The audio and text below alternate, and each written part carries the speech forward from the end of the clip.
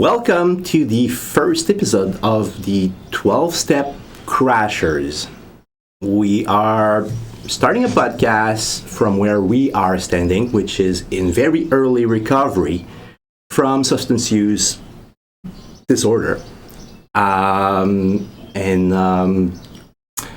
like to ask my partner, Eric, by the way, my name is Ev, why are we the 12-Step Crashers? Okay, well, this could be very long-winded. Why are we the 12-Step Crashers? Well, because you came up with the name for our meme page, but also because we both chose SMART recovery over a 12-step program. I know for myself, and I've told you this before, that I could not, even in active use, like I'll explain to the audience, long-time alcoholic and cocaine user, and among other things in between and along the way. But never once, when I finally came to that desperate moment where I knew that I had to stop, when the tremors came, when the paranoia came, when the isolating came, did I ever say, well, now I need to find God?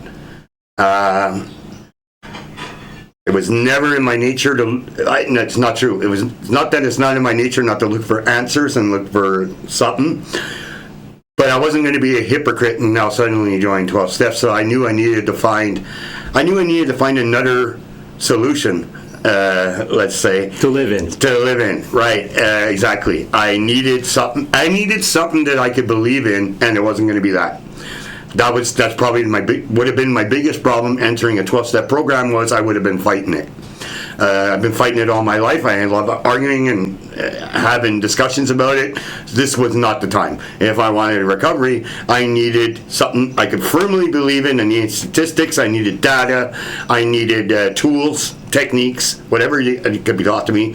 And I almost ended up in a 12-step program because it was misleading in their advertising. It wasn't up front. You mean the rehab facility you were shopping around for? I almost went to a place called Andy's House, and it's not up front about being a 12-step program. It makes it sound almost like Heritage was, where we both went.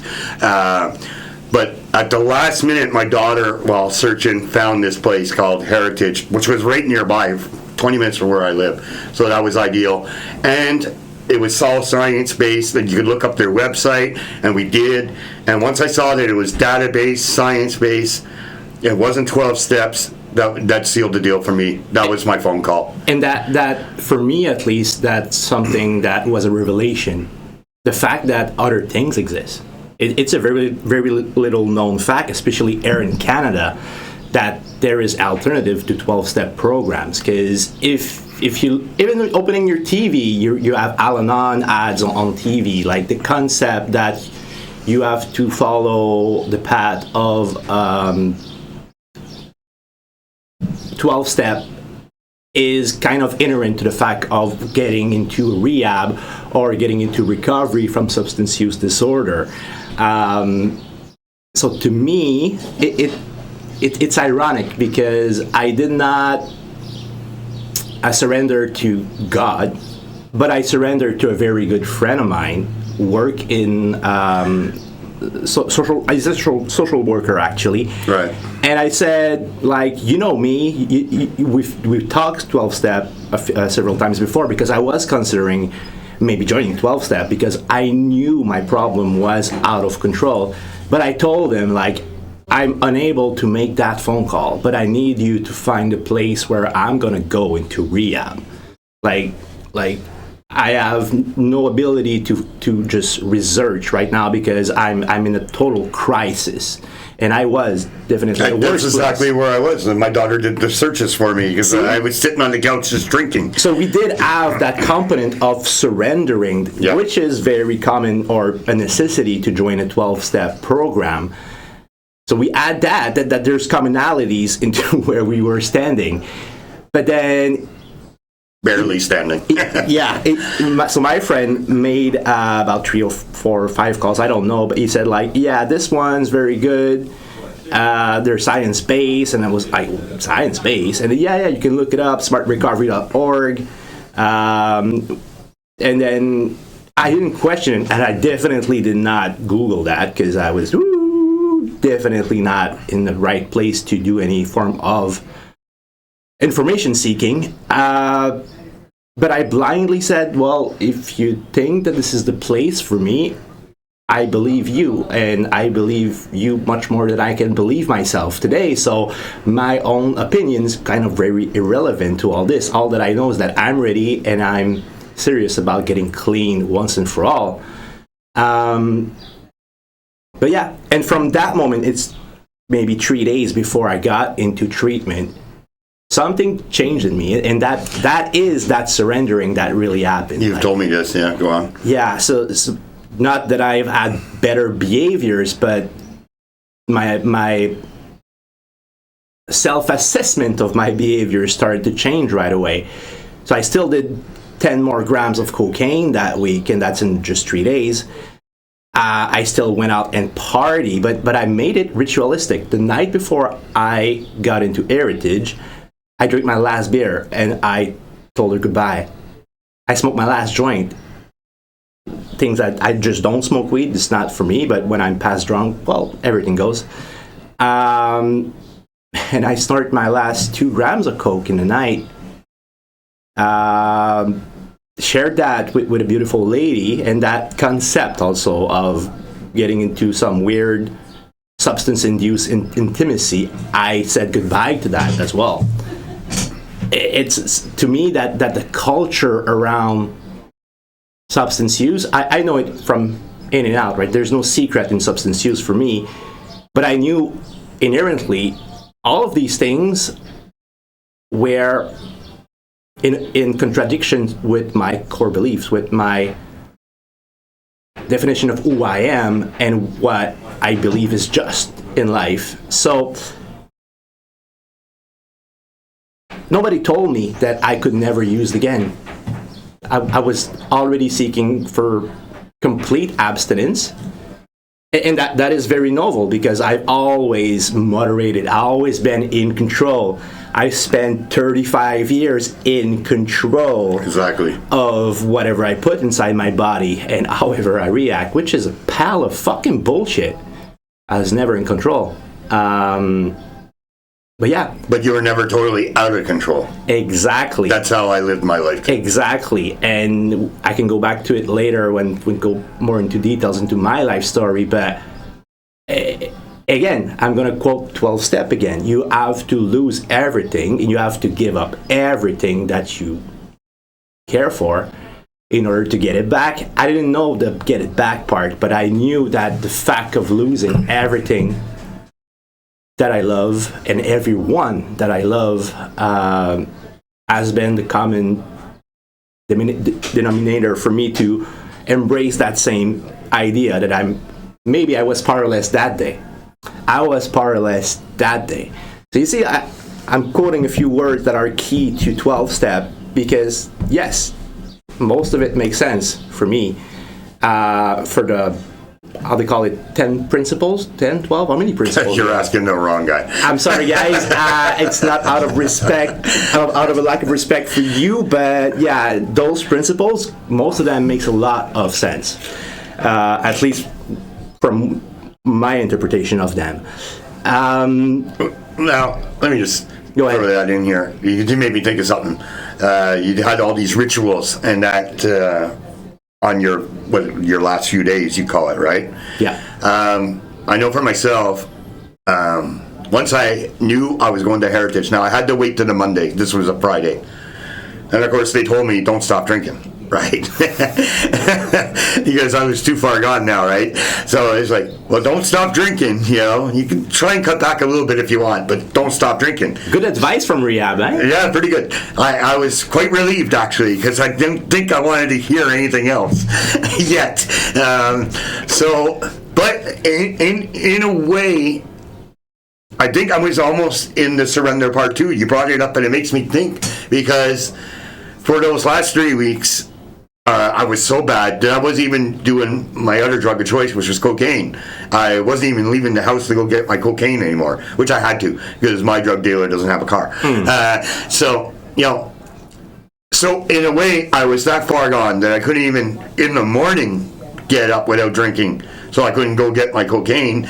So when I made that call, and once I knew this is a Friday, and on the Monday that I was going, Monday morning, I was going to Heritage, I continued to drink, but almost cognizant of I don't need to get completely loaded. I just need to drink enough to fall asleep, which I had been using for a long time because I wasn't sleeping anymore. I should mention that prior to this, I was probably in a depression and grief from the death of my mother. I'm an only child. The nuclear family it just destroyed my identity, I think. But so I was still drinking, but much like you. Unlike you, I should say, I didn't feel the need to be ritualistic about it, and I didn't feel the need to say goodbye to cocaine, like go get one more or find somebody to deliver me some cocaine. It's like I was just biding the time till Monday. Yeah. For me, it was just the countdown to Monday, and I just watched movies, drank wine, drank beer, fell asleep. I got up at 3 in the morning on the Sunday, but the Monday actually, 3 in the morning on Monday, 3:45 I think it was, and I looked in the fridge and there was one beer left, and I was going to Heritage in the morning at 9, so without even hesitation, I grabbed that beer and I drank it right away. So when my friend picked me up around 7:30 at my house to bring me to Heritage for 9, I hadn't drank since 3:45 or 3:50, and that was my last beer.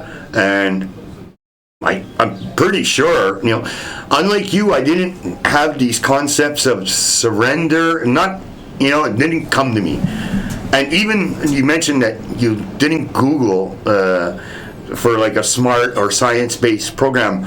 I, on the other hand, was almost shocked as my daughter was looking up these places and kept coming up with 12 steps. Mm-hmm. I was like, I couldn't fucking believe it. I'm like, how is there nothing else? I don't want this. I was adamant. So almost I was drinking more, just piling it back because I kept finding more 12 steps. I was getting more and more desperate, more hopeless by the minute. And it was like, there's no fucking help. Because I can't do this.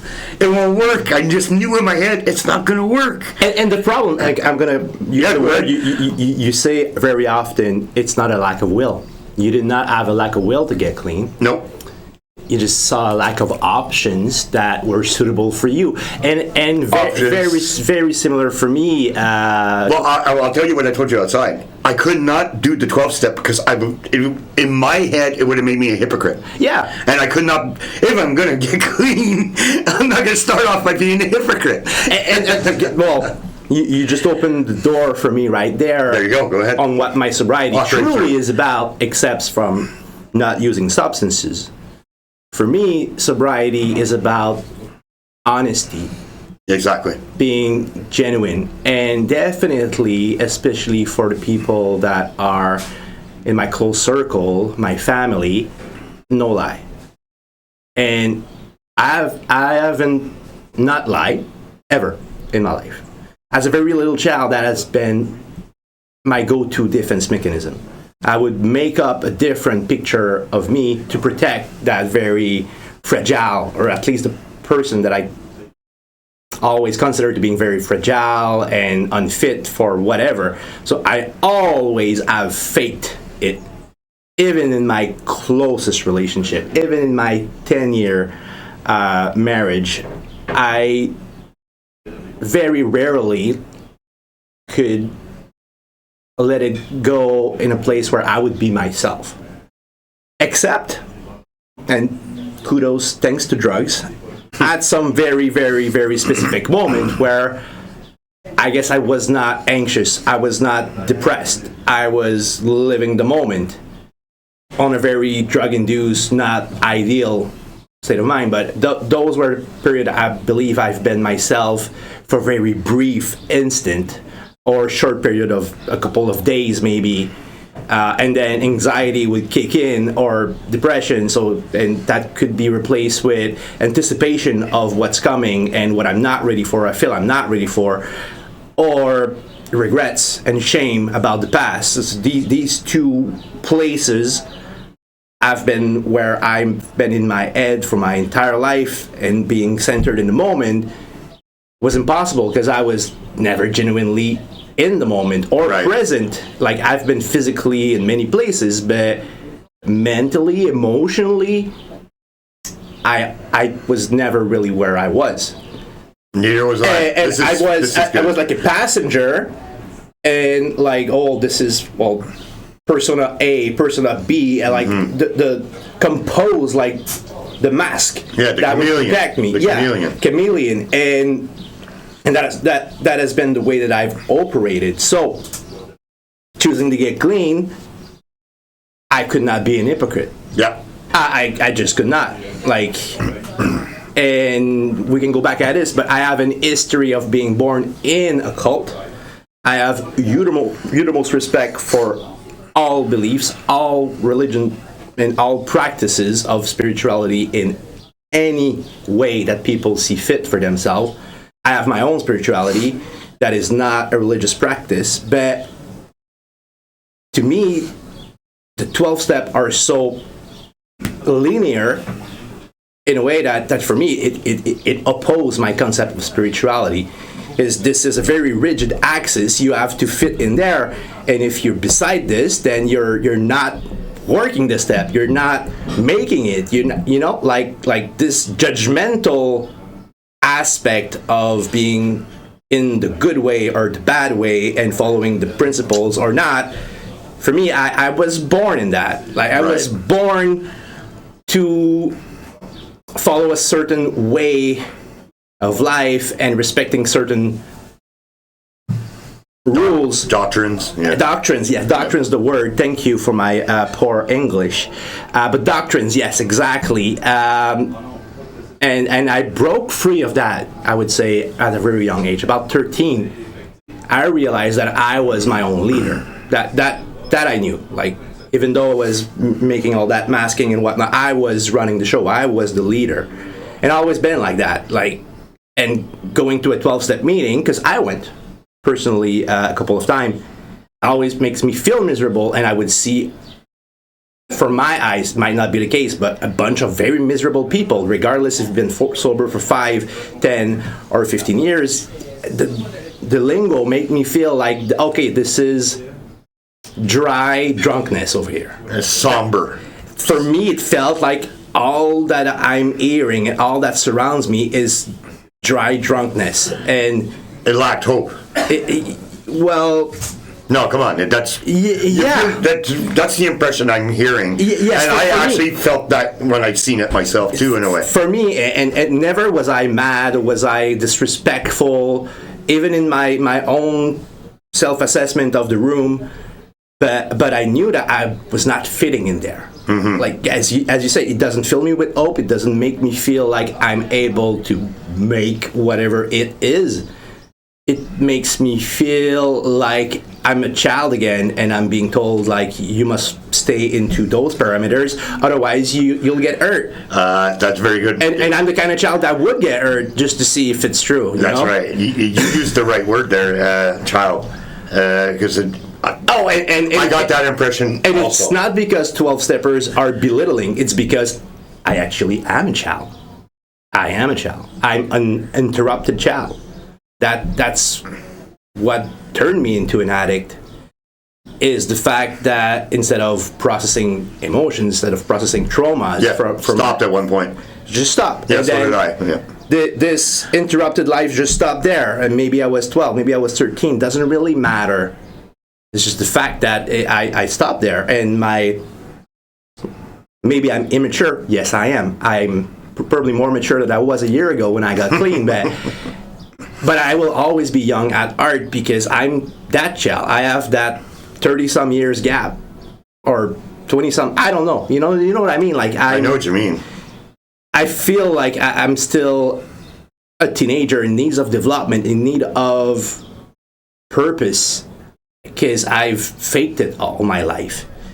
And Tricky word, purpose. yes, it is. Like, and it's It's relative. We'll talk about that later. It's relative. But what I mean by that, just to close the chapter on my personal experience with 12-step before going to Heritage in a SMART program, and we can perhaps explain people what SMART actually is afterwards. But all right, I'm going to keep myself on track because I'm a bit ADHD, as you probably have witnessed already.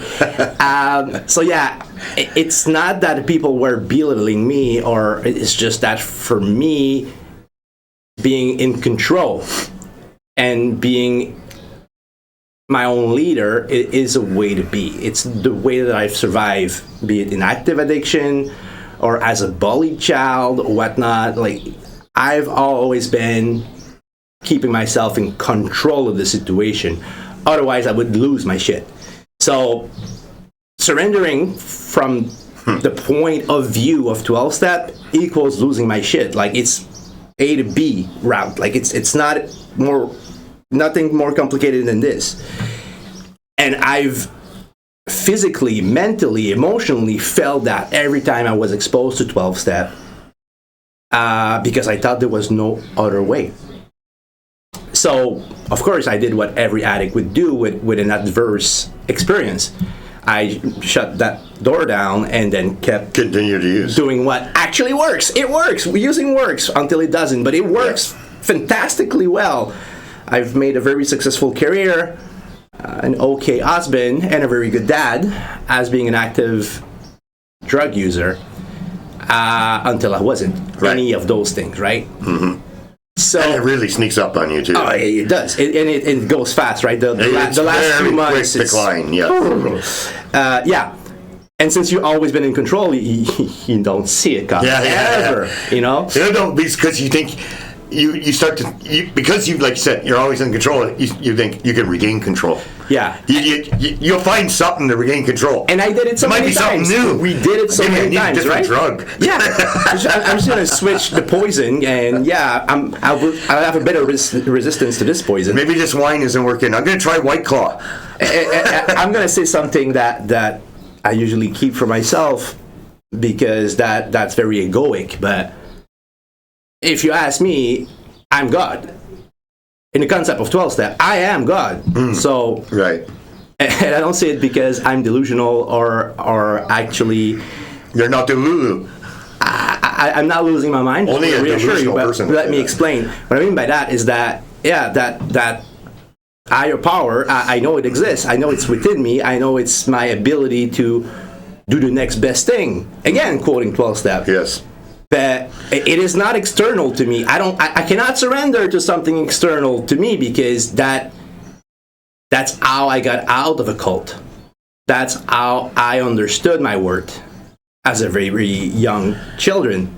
I am what you guys define as God, but so are you. So everyone is, from my perspective, from my spirituality, we're gods.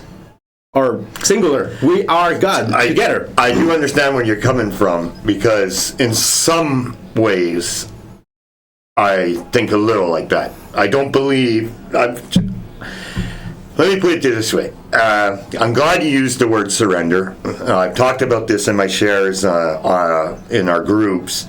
When I hear the word surrender, and like, it's what was it in 12 steps? Is it surrender your will to God or something like that? Yeah, something like that. Remember, I love that phrase. I love that phrase because it's so triggering for me. Surrender your will to God.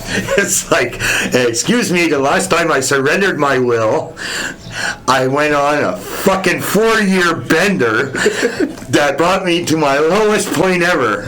When I got sober, when I got detox, and when I got sober, I got my will back. I'm not about to enter some program that's going to ask me to willingly give it up again. And like, no fucking way. This is not happening. No. I got sober to get my will back from the bottle, from my DOC, from everything that was making me who I was at that moment. I didn't want to be anymore. I'm certainly not giving up the will that was given back to me by the people and the staff at Heritage that somehow held my hand, guiding me through, showed me the way. I didn't even know what. We'll get the values later. That was a fun one. But will, oh my God, surrender your will. That word, it's still triggering to this day. This is why I'm not angry at 12 steps or anything like this. But for me, it's just, this is why I could not enter a 12-step program. I needed data. I needed science-based. I needed to believe in the real, the physical. In essence, right? Yeah. Not an exterior force, like you said. But as you said, that's your identity. That's how you operate. Exactly. And this is why I couldn't, because I could not be a hypocrite. I could not enter anything with 12 steps in its fucking program. And I'm right on. We are like a mirror onto this. Like, my approach to life is, well, first of all, doubt is important, because if you have certainty about things you don't know, well, this is a dogma. Well, yeah, dogma, just right? doubt is... Like, for me, it's important. That's why I'm agnostic when it comes to spirituality. I'm really willing and open to be proven wrong on all the things I believe. Proven, which means that it's actual data that tells me that what I thought was wrong. Well, I'm adjusting, right? Right. That we can go back at this later, but that distinguished from atheism, in very large proportion, at least from my point of view. But yeah, to me, atheism is just another form of arrogance of the people that believe so much in God too. I find them both just the one side of a coin. You got the atheism on this side, and you got the believers on this side. And when you can put the coin on the table and let it balance on its edge, that's me. Okay, I'm right there on the edge. I am not on either side of this fucking conversation. I don't believe either of you two. All right, guys. Just, again, I want to reassure you. I swear we're not delusional, but yes, I share that also belief of yours that atheism is a religion, and it's a pretty radical one. It's militant, all right. But let's park this for now. Yeah. We don't want to. We're not called the atheism 12-steppers or whatever the hell. I definitely swear I still have utmost respect for atheists as well. We have opposed worldview, doesn't mean we cannot respect one another. But that being said, getting clean is no different than working, for me, a project. I'm a project manager in IT. Mm-hmm. So to me, you need to plan every step. You need to follow steps that you already know deliver the outcome you're looking for. Like, I am not jumping into the void hoping for the best. That's what I've been doing my entire fucking life. I am definitely not just closing my eyes and then jumping into the cross or whatever that is, higher power. I just cannot. That's not the way my brain functions. This is not, and maybe that's neurodivergence. I don't know. But at least for me, I knew myself enough, and as you say, willing to not be an hypocrite at all. It was important to have a program that is coherent with my worldviews. Exactly. And I didn't know that existed. Even when I woke up from my 3 days detox, because my DOC was only cocaine, so I didn't receive any medical support for my detox. Mm-hmm, mm-hmm. I just slept it off, basically, and then I was good. Good. Physically, all right. Yeah. I still looked like a trash bag, but I was okay to attend sessions.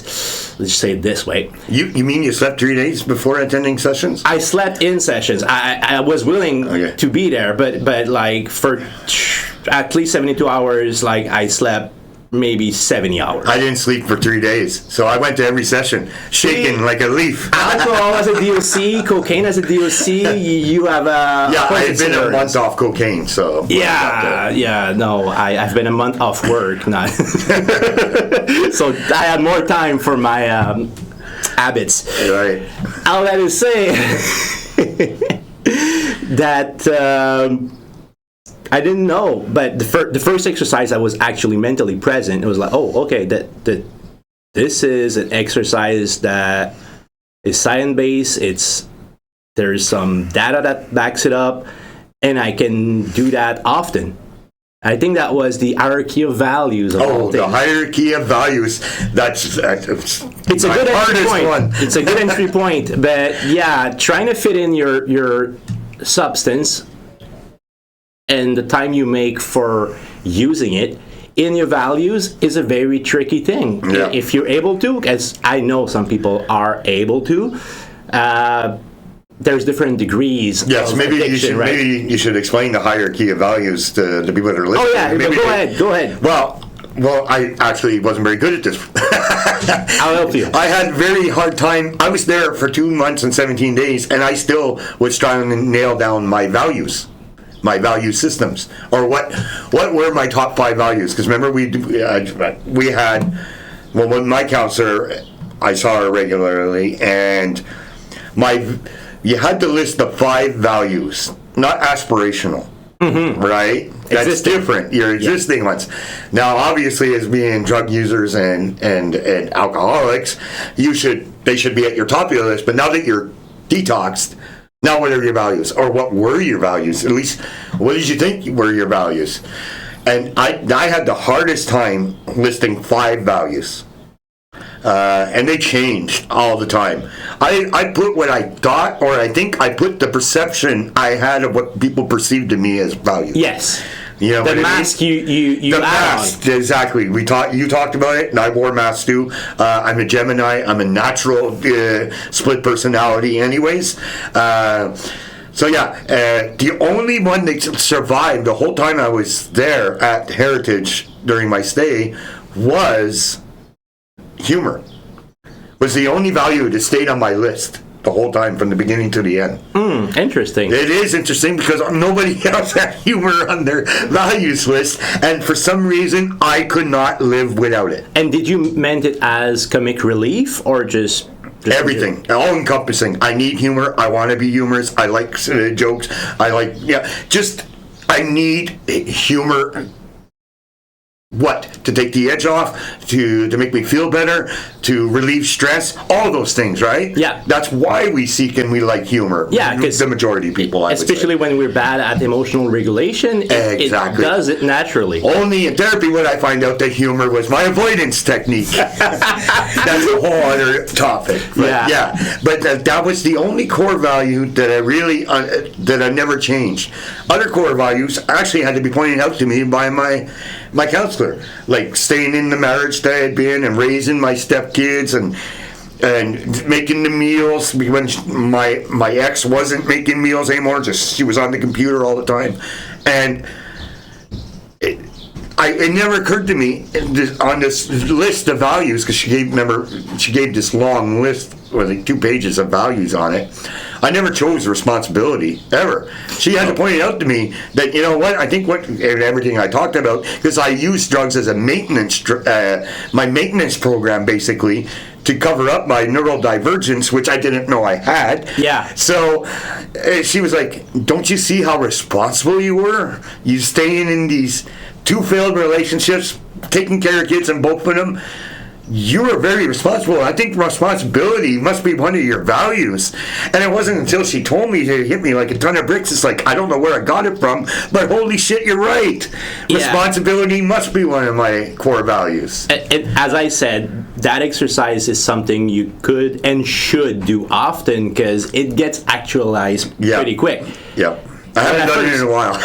Well, there's something for you to do. Yeah, thanks for the homework. It's planning in my head now. It's not going to go away. But it's interesting because for me, when I did that the first time, and it was my first day being back on ground, or getting there slowly, I didn't list any of my actual values. And a bit like yourself, I listed my roles. Right.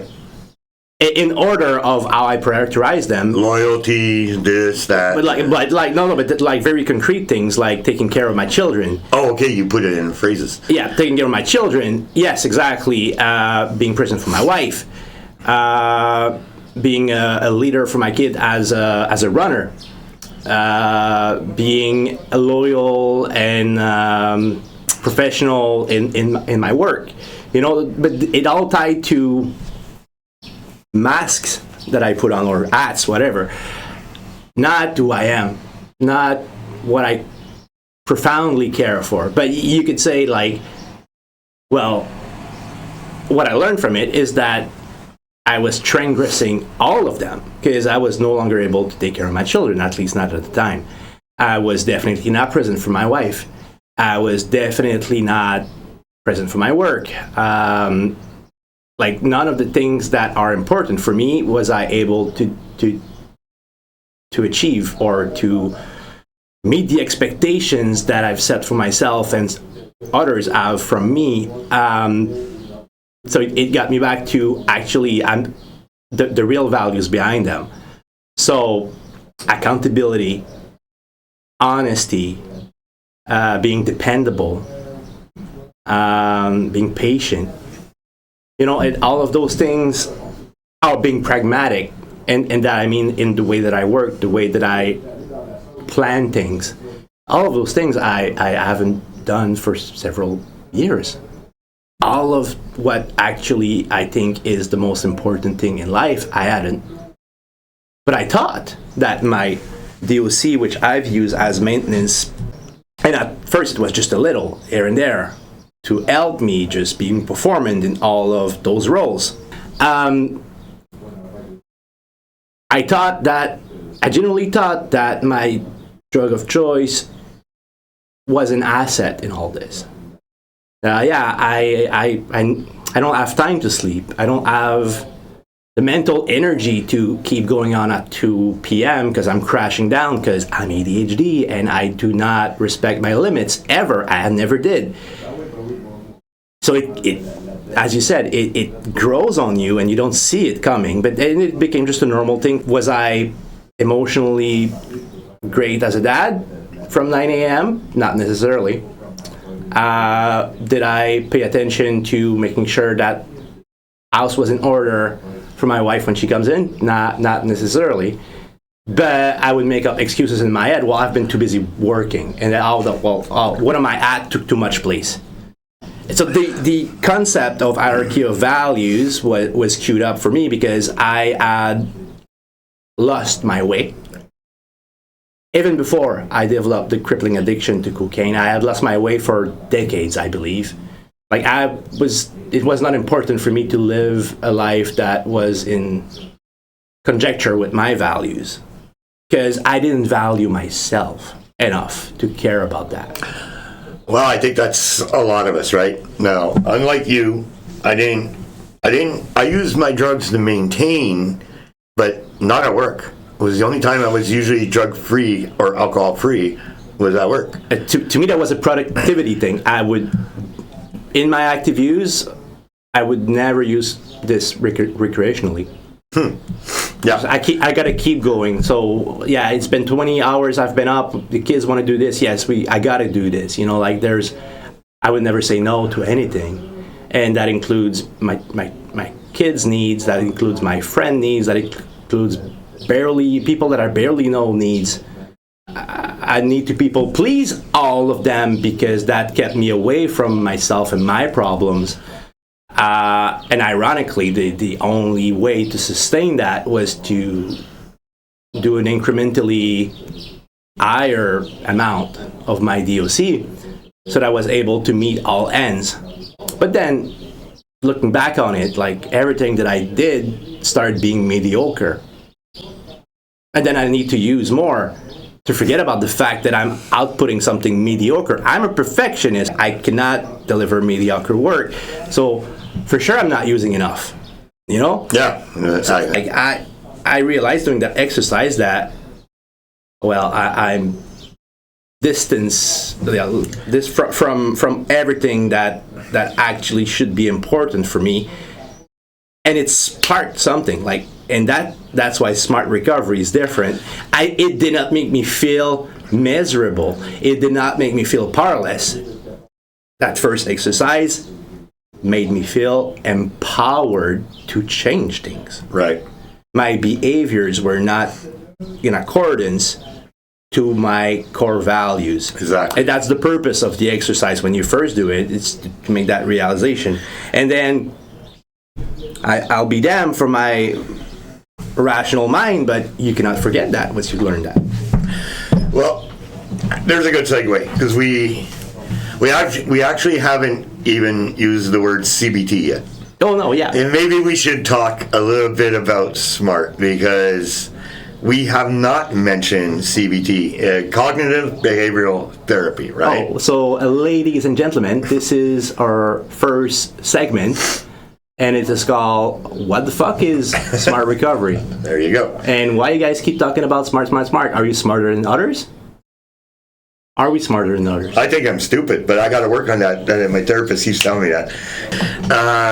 But yeah, so CBT, Smart Recovery. So on the website, it's smartrecovery.org. Am I not mistaken? Yeah, that's the worldwide website.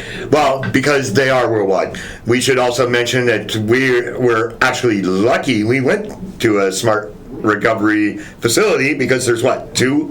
Is it two? Canada. Two in Canada. Yeah. They're more American than they are Canadian. Yeah, and in Europe they are more present than they are. Are they more present in Europe than they are in the States? The problem that we have here in Canada is most of the institutional program 12 are steps. not necessarily 12-step, but like confused around 12-step. They're trying to make it a 12-step that is non-secular. Right, but they're still doing 12 steps. Yeah, just remove certain words, but you keep the program. Higher power instead of God. And this is how we make secularism here in Quebec, by the Yeah. way. Just remove words and then it doesn't exist. Sure.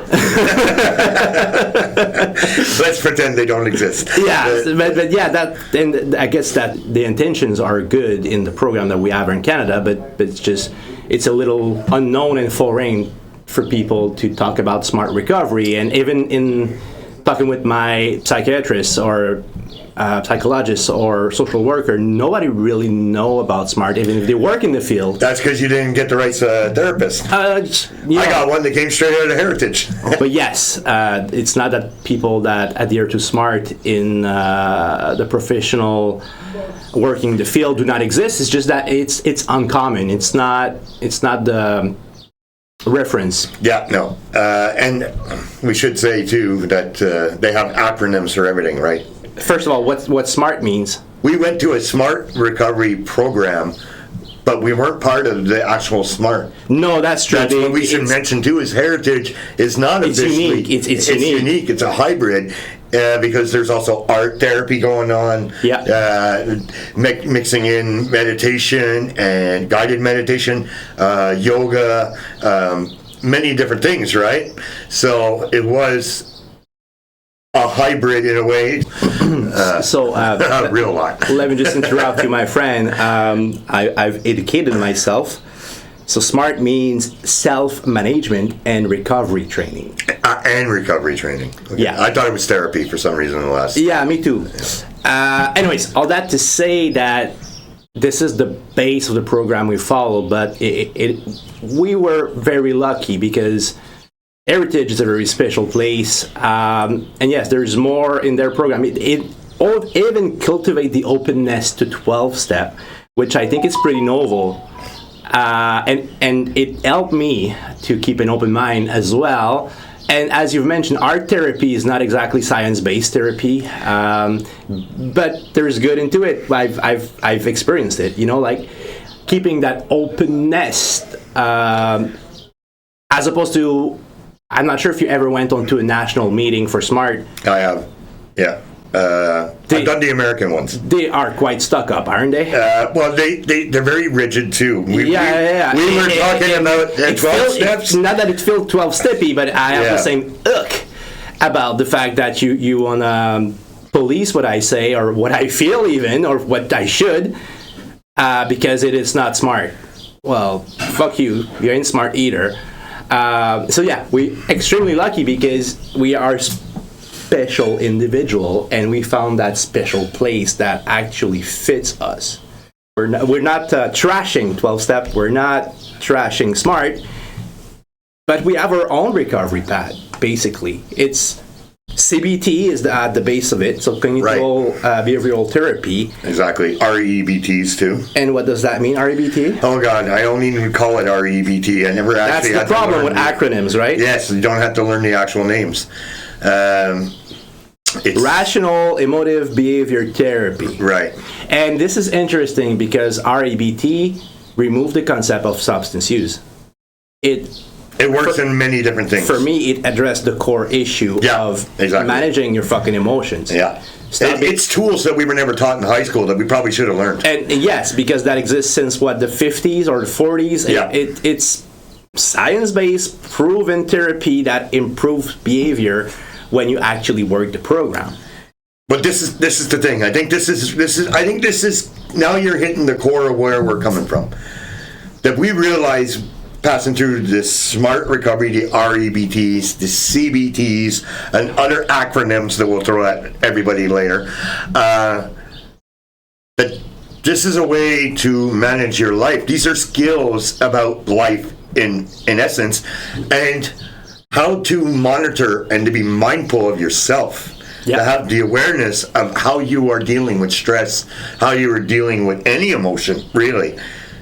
These skills, why are they left to just people that pass through this rehab center? Why isn't this widely available? Why isn't it offered everywhere? And I mean for anybody. Yeah. Eating disorders, substance abuse disorders, emotional disorders, whatever. Just high school, like you said, before the final exams, maybe, before they hit their last year of high school, maybe in grade 10, they should do this. As a society, we came up with a name for pathology, a medical pathology for all of these things. Eating disorder. Yeah, disorder, just the word, right? Disorder, right? Borderline personality. Yeah. Not that it's not A real thing, yeah. A real thing. Yeah, we know it is. But all of these things can definitely benefit from REBT and CBT at the base of it. But we're not a society that's based on We're not based on science as On much as we science. like to believe. but on therapy or the fact that you have to work to get better. We are a society that relies on medication to fix any ailment. That and do it by yourself. Pull yourself up by the bootstraps. That's the old mentality. It's either or. You're a man, you don't deserve to be helped, and you should stop crying and whining like a little baby. Or you're a big girl, you should accept that your man has shitty behaviors because that's what men are. And you're in a marriage. You're in a marriage. Suck it up. Shut the fuck up. Like, you're not miserable. Suck it up, you're or the man. Suck it up. Just an happy. You're not attracted to your woman. Yes. Loveless marriage. You're not gay. You're married. No, that's Christianity. Anyway. Oh, sorry. Yeah, but society has evolved in different shapes. Right? It's not very linear. But we're getting off track. But exactly. This is probably this was the revelation that was going to Heritage, doing the SMART program, learning the REBTs and the CBTs. Now I literally. Cognitive behavioral therapy and the REBTs, which is, what did you call it again? Rational, emotive, right? behavior therapy, right? Which it's funny, I learned these skills, but I don't have names for them. It's weird. That's how my brain works. It just becomes a tool.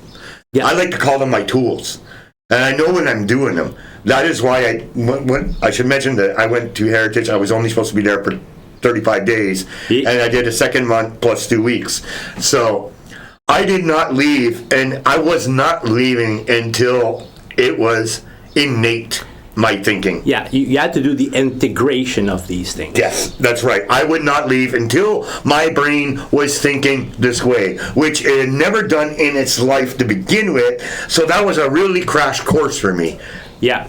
I had a different context. The fact that, my wife was in agreement so that we reunite the family, that we actually give love a second chance. So to me, that was in conjecture with my priorities. But I knew and I was made aware that I needed more time. So what did I do? I was off work still. So I made sobriety the center of my life. like people work 8-hour shift. Like your family is not expecting you to be anywhere during that 8 hours. For me, that not 100% of it was recovery, but I'd go on 1 or 2 meetings a day. I'd work my sheets. I'd update things such as the hierarchy of value, which really evolve over the time, and yes, that I think this is the secret of how people make it. You have to want it, and you have to understand that it's a lifestyle. Okay, but now you said, I'm just gonna pause you there. That's controversial. I'm sorry. Well, no. I'm not controversial, but we're getting to the part, I think, that why we've seen, because we're, to preface this to the audience, we are still part of an online group. Yeah. We're fortunate enough to be in a kind of a small community, you would say, right? Because these are members from both centers. Right, yeah. Heritage and Searidge. So just for some context, the center we both went with in Quebec is called Heritage Sobriety House, I think. Well, Heritage House. They have many names, especially not to be found on the map. But anyways, yeah.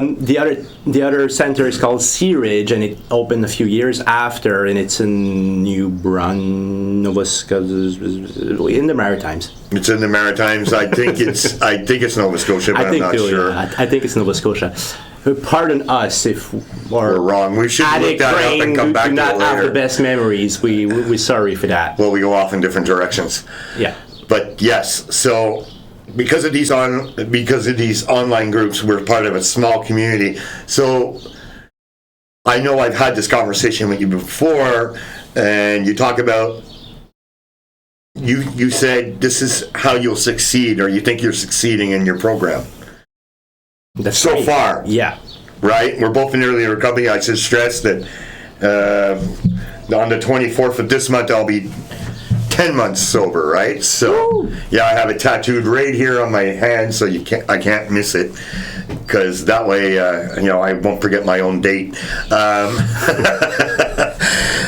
But I think, and I've mentioned this before, and this is to where 12 Steps gets it right, but also when you talk about it in SMART too, when you walk through that door, for it to really work long term, hopefully, you have to have acceptance. Yeah, and we haven't used that word yet. That's true. Is it part of the 12-step mantras? It's the first one. It's acceptance. We skip things. That's why I always say I can do step 1 and then I'm lost. I'm out the door. Acceptance. I got that one. I'm good. Let me just stay on this one forever. But we've seen it with certain people that sometimes struggle. Yeah. In early recovery, early sobriety, or maybe they're white knuckling, and we've seen it with some people that have lapsed or relapsed. Yeah. They talk sometimes. I don't want to judge really, but it feels like they're still thinking that there'll be a day, right? Yeah. Whereas once I made that phone call and I broke down in tears. And I said the words I had no problem saying the word I'm an alcoholic. I had used it before. But I never used the words I need help to anyone. And that broke me down in tears when I had to do that on the phone. That broke me down to tears because that was my surrender right there. That was the one time I surrendered. That was my surrender right there, and my acceptance at the same time. I accepted that there was no path forward for me anymore. There was no going back. The minute I said those words, and it's funny, maybe that's just how I am. I understand it's not the same for other people. I feel, I'm going to use this word, blessed, even though I'm agnostic. I'm going to use that word because it relieved me of doubt. I surrendered to the phone call, and I had acceptance that this chapter of my life is now over. What's in front of me has not yet been written, and it will not involve any of this. It's like opening a new book in a new country, in a new place, and that old behaviors and that old thing, that's gone. And I knew this the minute I did it. After my 3 days of detox, all I had was hope, which I had not lived with for at least 15 years. That's a long time, if not more, but for sure 15 years. Yes. And that's why I talk about not willingly surrendering to anything else. I had already surrendered everything to alcohol and drugs. When I got a little bit of strength back, a little bit of my cognitive thinking back, and I lived, and then that initial pink cloud that we'd come out of, I knew what I wanted, and I was going to work like a motherfucker to hold on to it. I never wanted to go back.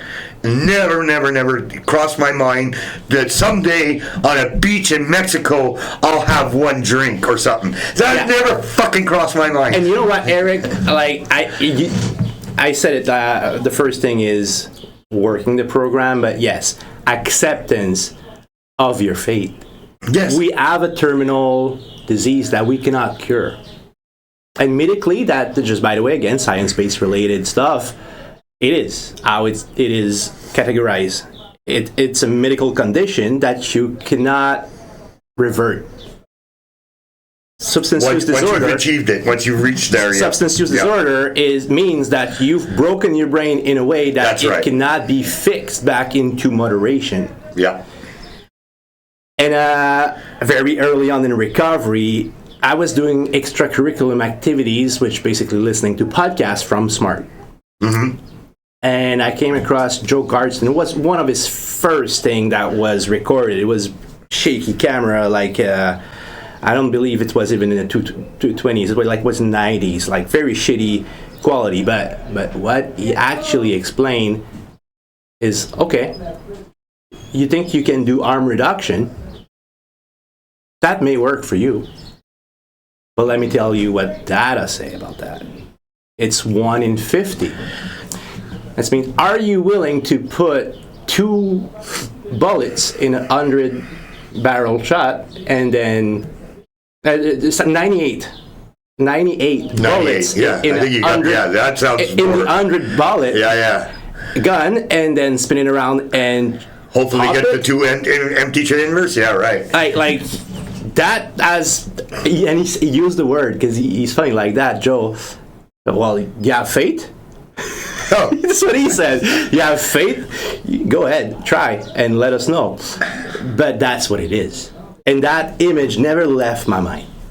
And I believe the data is not exactly right. That's back in the 90s where we had very little data. We have more data now. Yeah. I know there's more data on AA too. And it depends. And it's very conflicting data on AA, and we'll deal with that in another time. It depends what's the actual population you're surveying. But arm reduction do work, guys. It does work. I've witnessed it. People succeed with arm reduction. Some people do, yeah. And not me. I won't work for me either. Not my body. It's not going to work. And we've seen countless peers that we love with all of our heart not succeed at arm reduction. And never came back in our meetings, sadly. Because that's another thing, right? It's counterintuitive, maybe because of 12-step again. When you have lapse or relapse, you start back at day 0 in the 12-step. In the 12 steps, right. Well, while in SMART, it's has nothing to do with that. Science, data. How many days have you spent sober? How many days have you relapsed for? Are you really starting at ground zero? Is that it's evidence-based. You have evidence to prove how many days you can stay sober. And for people that lapse and stays in the room, we see that they go back on track. Yeah, they go back to the program. Every time faster than the previous relapse. That's right. And they come back into the room faster. Yes. Like they don't... And they might have the first relapse might be a longer period. Yeah. But the second relapse is much shorter, and they're back in the room right away. And we've seen the odd third relapse. I have, and once again, they're back in the room right away, and they come back in honest. And the message that they bring is sober. Yeah. Even when some of them still actively under the influence have a very sober mindset. They know that their tools are kicking in again. They lost the fight, not the fucking battle. That's right. That's the way to look at it. Empowerment. Yes. And now you need to be fucking honest with yourself. You need to rat yourself out. Like, and that's something that I never did in my life. Oh, nobody knows. Why would I say and get into trouble for things that people don't know I did? Then I can get away with it. And those are, again, back to cognitive therapy, like that mindset is what brought us into active addiction, into lying, into becoming people we don't like, right? I'm not sure like had anything to do with it. That has nothing to do with our values. But I don't think like had anything to do with it when I became either. I think it was just necessity of the moment. Yes. Because I didn't know how to act, because I was never my own authentic self until now. And now I learn more and more about my authentic self every day than I ever knew in my period of my lifetime. And that's why for me, it is a tragedy that REBT and CBT is not taught from the very young age of kindergarten. Oh, I agree. It should be taught sooner. I think for sure by high school you should be doing it. Oh, yeah. Because I'm not sure you can teach it to anybody below grade 3. Well, there is specialists that work with children. And I do realize that. And do cognitive therapy. And you know what? It's like smoking, right? Get them while they're young. Get them hooked. So, I'm not suggesting to get people in 3rd grade hooked on cigarettes. But in our education system, emotions do not exist. They're almost frowned upon, right? Emotions are. It's to be quiet, listen, at home. Be quiet, listen, and learn. Emotions are just like your fucking religion. Keep it home. Yeah. That's what our systems make our children believe. And you're acting up on your emotion? Except for the people that don't. You're acting up on your emotions? Let me put you on Adderall because you're disturbing the class with your emotions. Or you're maybe not on medication, but you're in the office a lot. Oh, yeah. You know, detention and letters home and parents being called in. And there's a lot of that too. Or you don't fit in and you leave school. And in a way, the process of it all, from having done something that you shouldn't have done at school to actually getting the consequences, is very similar to a carceral system. Incarceration system. Yes. Yeah, okay. You get slapped, you're not told how to behave better. Well, that's on purpose, right? Because society as a whole, that's the model they like. And obviously, because it's quite large, both of them. So long for secularism, but this is also very Christian. Yeah. But yes. Well, I don't know. And I think we as a society, I don't think we can blame miss on a huge opportunity to turn mistakes into empowerment instead of shame. True. Now, this is where I like you using that word, because that's the thing I think that's different. That is the major difference from the SMART program to the 12-step program. It's the sense of empowerment. I mean, one literally says, you be humble, what did they say? Be humble, turn things over, let things go. Everything is don't put up a fight, really, it sounds like when you hear it, right? It expires every 24 hours. And any success is gone after 24 hours. It starts back to the day. Well, not even success. That I can kind of understand, get through the day part of it. Yeah. Okay, I'll let that go. Okay. To me, it's more the other parts. It's like, don't make plans. Yeah. Don't think of the future. It's like, what the fuck are you talking about? What do you mean don't make plans? Let me again your opinion about living in the moment. Living in the moment.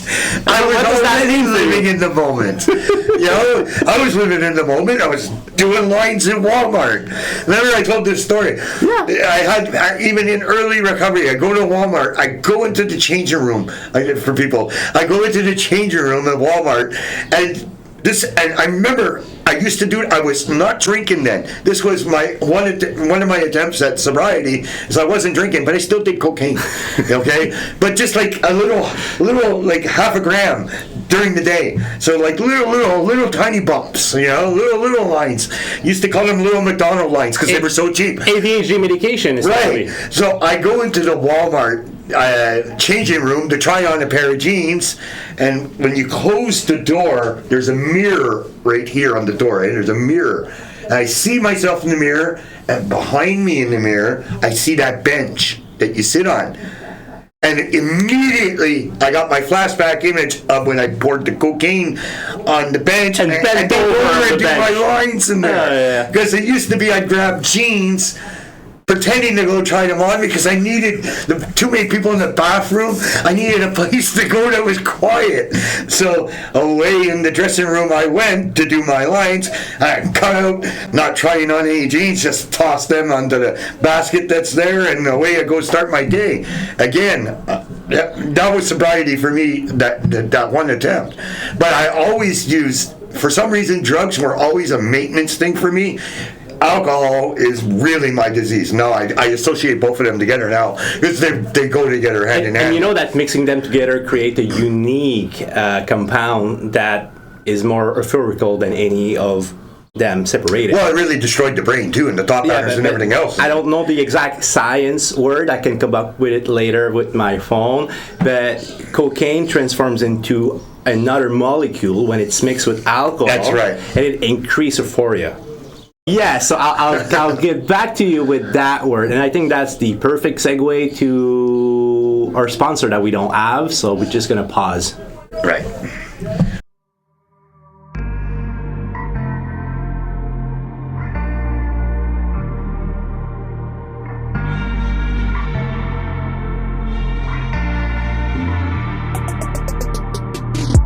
Fake eyelashes on the nightstand. All these one night stands, but they never feel right. And tryna numb it with the liquor blowing vibe vans.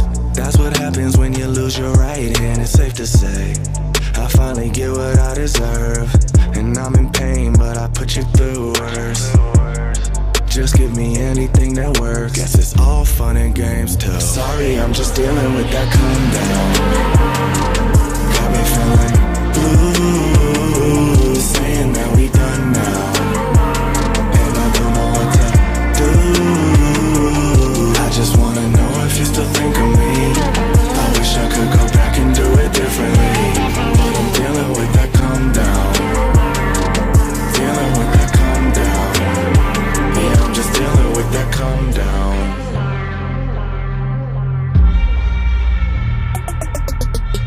Trust me, I don't blame you when you send me straight to voicemail.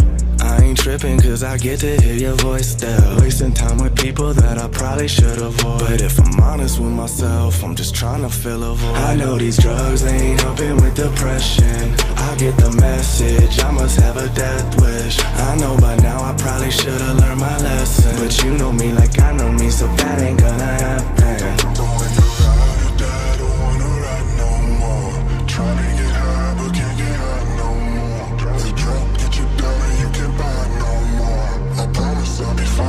Sorry, I'm just dealing with that calm down. Got me feeling blue, saying that we done now, and I don't know what to do. I just wanna know if you still think of me. I wish I could go back and do it differently, but I'm dealing with that calm down. Dealing with that calm down. Yeah, I'm just dealing with that calm down.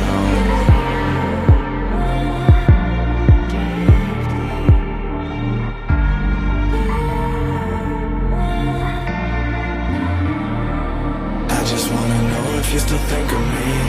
I wish I could go back and do it differently, but I'm dealing with that calm down. Dealing with that calm down. Yeah, I'm just dealing with that calm down.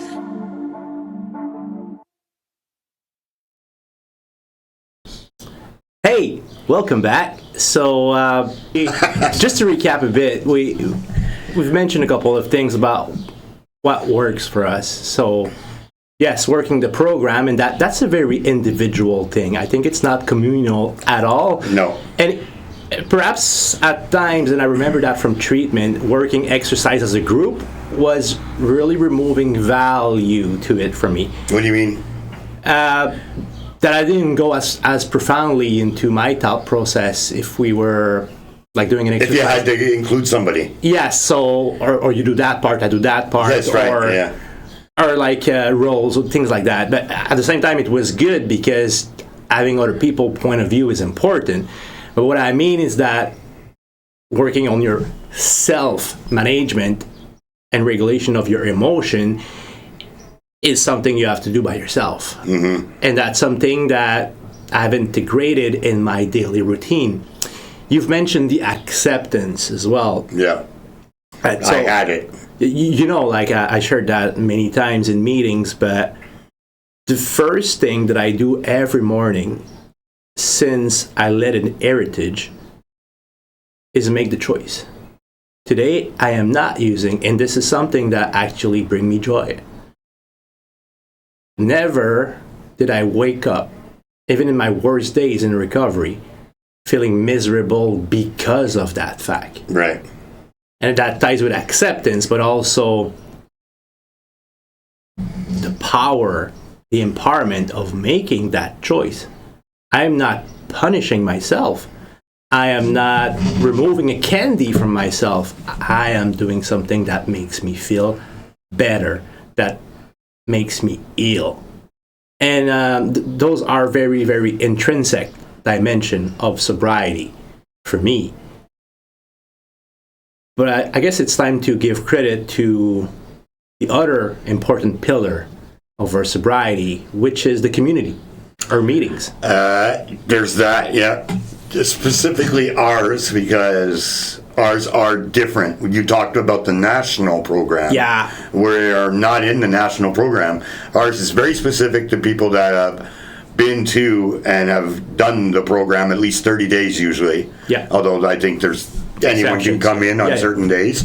But yeah, so you have people that have graduated, shall we say graduated? Alumni from either of the centers that are associated right. to Sea Sea Ridge and Heritage. Yeah. Exactly. And yes, we're fortunate, right? Because this didn't always exist. It's only been up and running for a couple of years now, right? 5, I think? Yeah. I was under the impression it was about 5 years. COVID. Because prior to that, like the assumption is people would go to own groups. That's right. Okay. And which happened to be 12-step. Yeah, But exactly. let's park this because it's not relevant to our discussion. So yes, the online groups, which we may as well specify, they're at 6 o'clock Eastern time for us. Yes. 7 o'clock for the people. Some of the people that run these groups are in Eastern Maritime times. Yeah. So for them it's 7 o'clock. For us it's 6 o'clock, which makes a tight schedule for me. It imposes a lifestyle where we eat at certain times, right? We definitely eat at a very regimented time. And this is let me go because go ahead. Talking about the importance of meetings, especially in early recovery. Now, for some reason, when I was in recovery at Heritage, I was as serene as anything. I was the calmest guy there. The minute I went back home and the house that my mother lived in and the furniture that was there and my job and my daughter and life in general, right? People, places, and things. And computers and, government. Reality. Yes, all that shit. Awful. You were away from it for 2 months and then it's back in your face. And it's not that I ever felt like using it or I had urges or anything like that, but I went into a manic state some days. I managed things, I got things done, but manically, and I knew I was manic. Yeah, right. Which is not sustainable in the long run. Not in the long run, but you can do it while you're in early whatever works for today. in early recovery. Yeah. But at first, I resented the meetings being at 6 because I get home from work, depending on the traffic, anywhere between 3:30 and 4, and. So it means literally I come home from work and the meetings are at 6. I don't have a lot of time to do much else but put some things away, get some stuff that I need to get ready for tomorrow ready, and then start my meal prep and eat. Yeah. And I had the hardest time doing that, obviously, the first couple of months. Most of the time, I was eating after the meetings, which is 7:30 at night, because I just couldn't get this all done. I couldn't manage the meals that I was cooking for me and my daughter, and hop on a meeting at exactly 6 o'clock. There was going to be overlap there. So instead, my meals would maybe be done right at 6, but I have no time now to eat it. And you're 'Cause I wasn't gonna- notorious for eating in meetings. Yes, yes, but snacking. I'm not eating a plate of food. Yes, Anymore. I'm notorious for snacking and meetings. That was the start of it, actually. It's because I hadn't eaten yet. But the meetings, because they were at 6 o'clock, and because it started the ball rolling, right? And since the meetings are every night, you know what I mean? Mm-hmm. Every night, it becomes, okay, how do I, in my head anyways, it was like, how do I nail down this routine? How do I manage this time management? Why am I not good at this? What is it I'm doing that's not allowing me, because it's a big enough window anyways. What can I do to make the window and eat before getting into the meetings? And so you realize your time management was poor. Well, it's because I'm neurodivergent and I get distracted, right? You start something. Squirrel. Yes, and I'll go do this. Oh, I heard my phone. I'll go look at that. And what are they saying about Trump on CNN again? Oh, okay, I'll go check that out. Turn on the volume. Stand there for a few minutes and just nod my head and go, yeah, what a fucking idiot. Yeah. There's a bit of FOMO, right, in all this? Yeah, right? So, but the meetings, we'll talk about the actual meetings after. I'm talking just about time management. For me, they were essential in managing my overall schedule, my lifestyle balance. It wasn't until what I basically did with, I explained, was not complicated meals. And also it allowed me to shed some weight inadvertently because I reduced my meals to root vegetables, like carrots, potatoes, green beans, cut them fresh, boil them, and if I do something else with them, I do it after, in fact, I boil them, right? Same thing for meats. Buy them already marinated or a simple rub that I'll put on. Nothing fancy. There's no cheeses involved. There's no gravies. I reduced everything. I did that to eat healthier, but also to have better time management to get to my meetings on time and actually have eaten. And that became my goal because I was missing it all the time for the first 2 months. And you adapted. That's the important word. Adapted. You adapted to the fact that you cannot change the time of the meetings. Exactly. And to the fact that, well, won't always go your way. Your way has to change sometime. Exactly. And I was cognizant of the fact that I didn't want to keep eating at 6:30 or 8 o'clock at night. Because then you would gain weight instead of losing something. Well, then you're full and I go to bed at 10 or 10:30, right? Because I got to work. I'm up at 5:15, right? So it just didn't seem like long-term a good idea. So the meetings, besides, we'll get to what the meetings actually mean, but the meetings were a nice, how do I say that? It was the thing that guided me to fix my time management coming home from work, which also used to be a danger period for me, right? Coming home from work was my usage startup time. Have a few drinks while deciding what to eat, and cook while drinking wine and eating still at 7:38 because I take so much time in doing all this while drinking. Yeah. So the meetings being at the time they were, and because I was committed to my sobriety, just meant that I had to adapt what I was doing, which was my behaviors. And I had to notice what I was doing. So I had to, when I come in, this is what I do all the time, which was empty my lunch bag, do my things here, put the water on for the dishes, fill the sink with the dishes that I need to be done. Now, go to my fridge, grab my meal prep, start prepping my meal, have it all prepped by 5 o'clock, so I'm cooking by 5:05. So I can eat by 20 to 6. So I can be in my meetings at 6. And by the third month, definitely by the fourth month, but by the third month, it was happening all the time. And you talked about empowerment before? Yeah.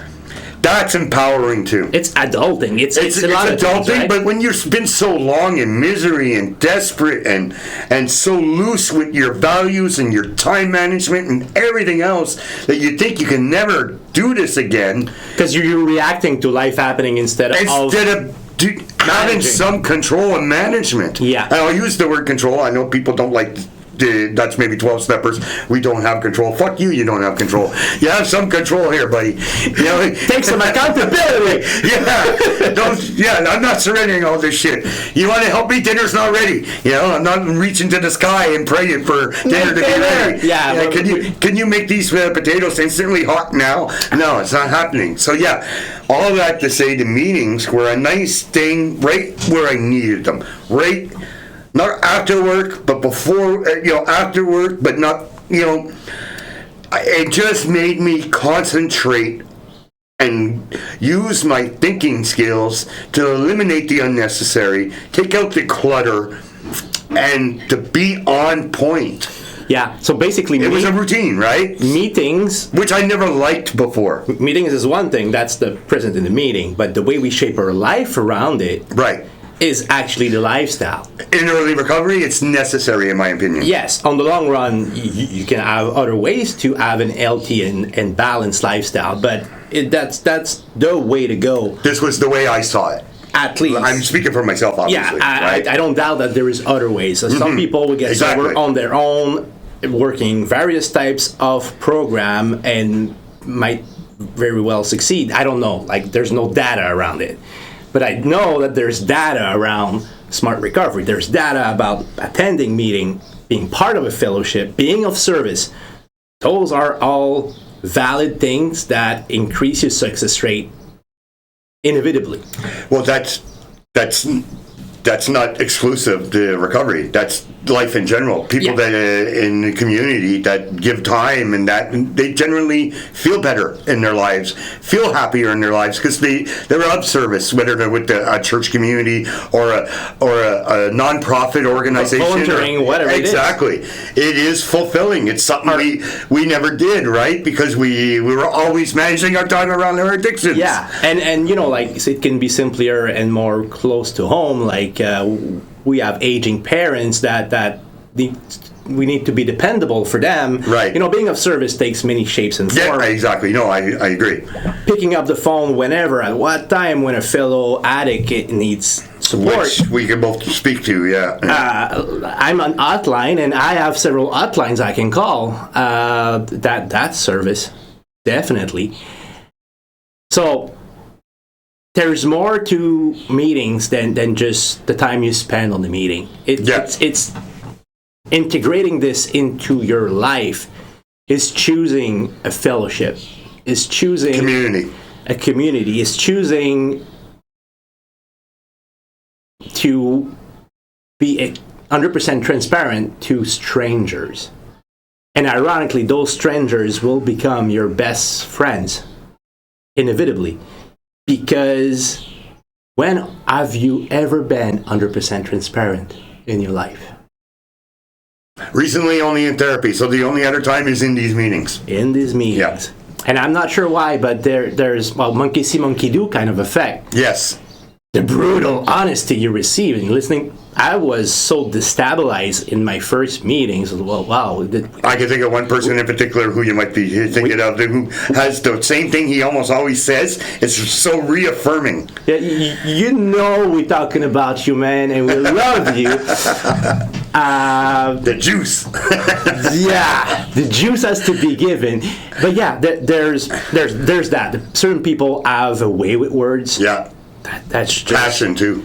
Yeah, and they may not have been leaders in their life or be leaders in their work or whatnot, but they know what they're talking about here. The energy they bring to the room, like they change the mindset of people that are listening, and that's fascinating. That's where science loses its importance for me. Is human connection. Agreed. Something I actually feel. I don't need to explain it. Yeah. So I'm pragmatic, but in the meetings, I've learned to be 100% open. We cannot agree with one another. We don't have the same life stories. We all share the same pain. Mm-hmm. We all share the same tools. We all share the same struggles.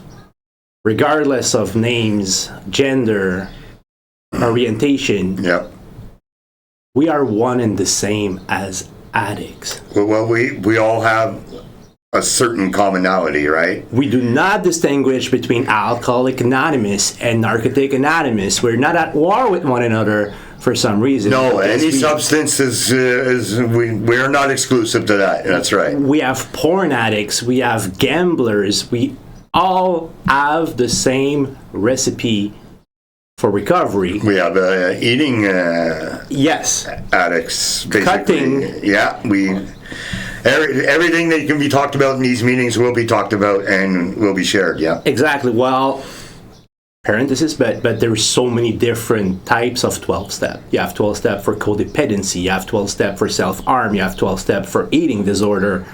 Yeah, all these offshoots over the years that have branched up. Yeah. Yeah, but for SMART, that's one and the same. And All behaviors you'd like to correct are valid. Like that's behavior you identify as being hurtful or ruining your life.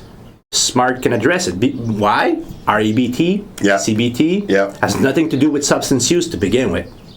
Substance use is just the counter effect of not managing our emotions exactly. or entertaining a healthy Behaviors. relationship. And Putting impulsive and irrationalities. boundaries. I learned that word in Heritage. Yeah, me too. To this day, I'm not sure there's an equivalent in French, but Boundaries. There's no limits. But limits doesn't mean boundaries. So No. boundaries. Boundaries. Fences. And you got no. I don't. What is fence in French? Clôture, but no, Clôture, that doesn't work either. right? that doesn't work. That's a match for. All right, we'll move on from boundaries.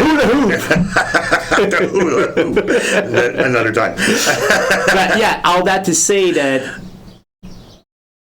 the real work starts after you get out of a Oh, facility. yeah, definitely. You've mentioned it. Life, it's pretty hard. Life is Fast. is It's still fast. lifing. You And it come out, doesn't care about you. you come out of Heritage like we did, so in a good place, such calmness that you feel because you're away from your substance and you have these tools and you see yourself using them and your brain is starting to think like you want it to think, and then you get thrown back into the real world. It's like, holy shit, this is moving fast. But all of your triggers are gone while you're in treatment, or most of them. Most of them, yeah. Especially if you follow their suggestion of limiting outside communications.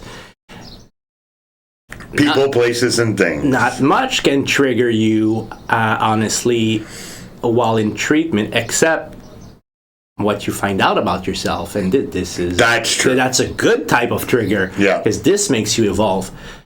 But when you get out, unless you're a monk of some kind, life happens. And life brings us back to our old behaviors. If we don't check ourselves, like I can emotionally relapse in a split second, and I often still do emotionally relapse. But I know where I have to be. You want to explain emotionally relapse? It sounds vague if you're someone that's listening. That's true. So, emotional relapse for me. What does it mean to you? Because it may vary from a person to another. Exactly. For me, it's finding myself in the exact same mind state I was in when in active use, which has nothing to do with the substance, but it has everything to do with the behaviors, with the irrational beliefs, with the negative projection. So you are what you think, and if you think bad things, you are gonna act bad. That's a fatality that I've learned in life, and it's easy to self-isolate again, because we've done that our entire life. So that's the importance of ratting myself out. When I'm having a bad day, I'm not sugarcoating it, either in a meeting or talking with a person in my support system. And as soon as I say it, I feel better. And again, it feels empowering. Getting back control over that behavior. I've seen it. I'm not looking away from my behaviors. I'm addressing it. I'm applying the CBT, REBT, SMART tools that I've acquired, because I know this is what's going to keep me in the right track, and I cannot have only good days. But yeah, in early recovery especially, we're not exactly stable, right? No. We have good, we have bad days, we have all kind of But days. everybody is different, right? Yeah. We have to stress that not everybody is the same. Talking about Some my people experience, really but- struggle. Yeah. I consider myself, I use the word lucky. I consider myself lucky that I don't want to make comparisons, but I don't feel like I've struggled like some other poor people have. But then again, I think we've nailed two very important Well, things we that talked about distinguish acceptance. acceptance and willingness to work that Yeah. program Well, and the make it work- a lifestyle. Well, I don't want to get into the work part because I worked my ass off in Heritage. I've told you this before. Yeah. But you know, like making sobriety your meetings. lifestyle, like that was the goal. you're not going back to the old life you had. Acceptance. That was the goal.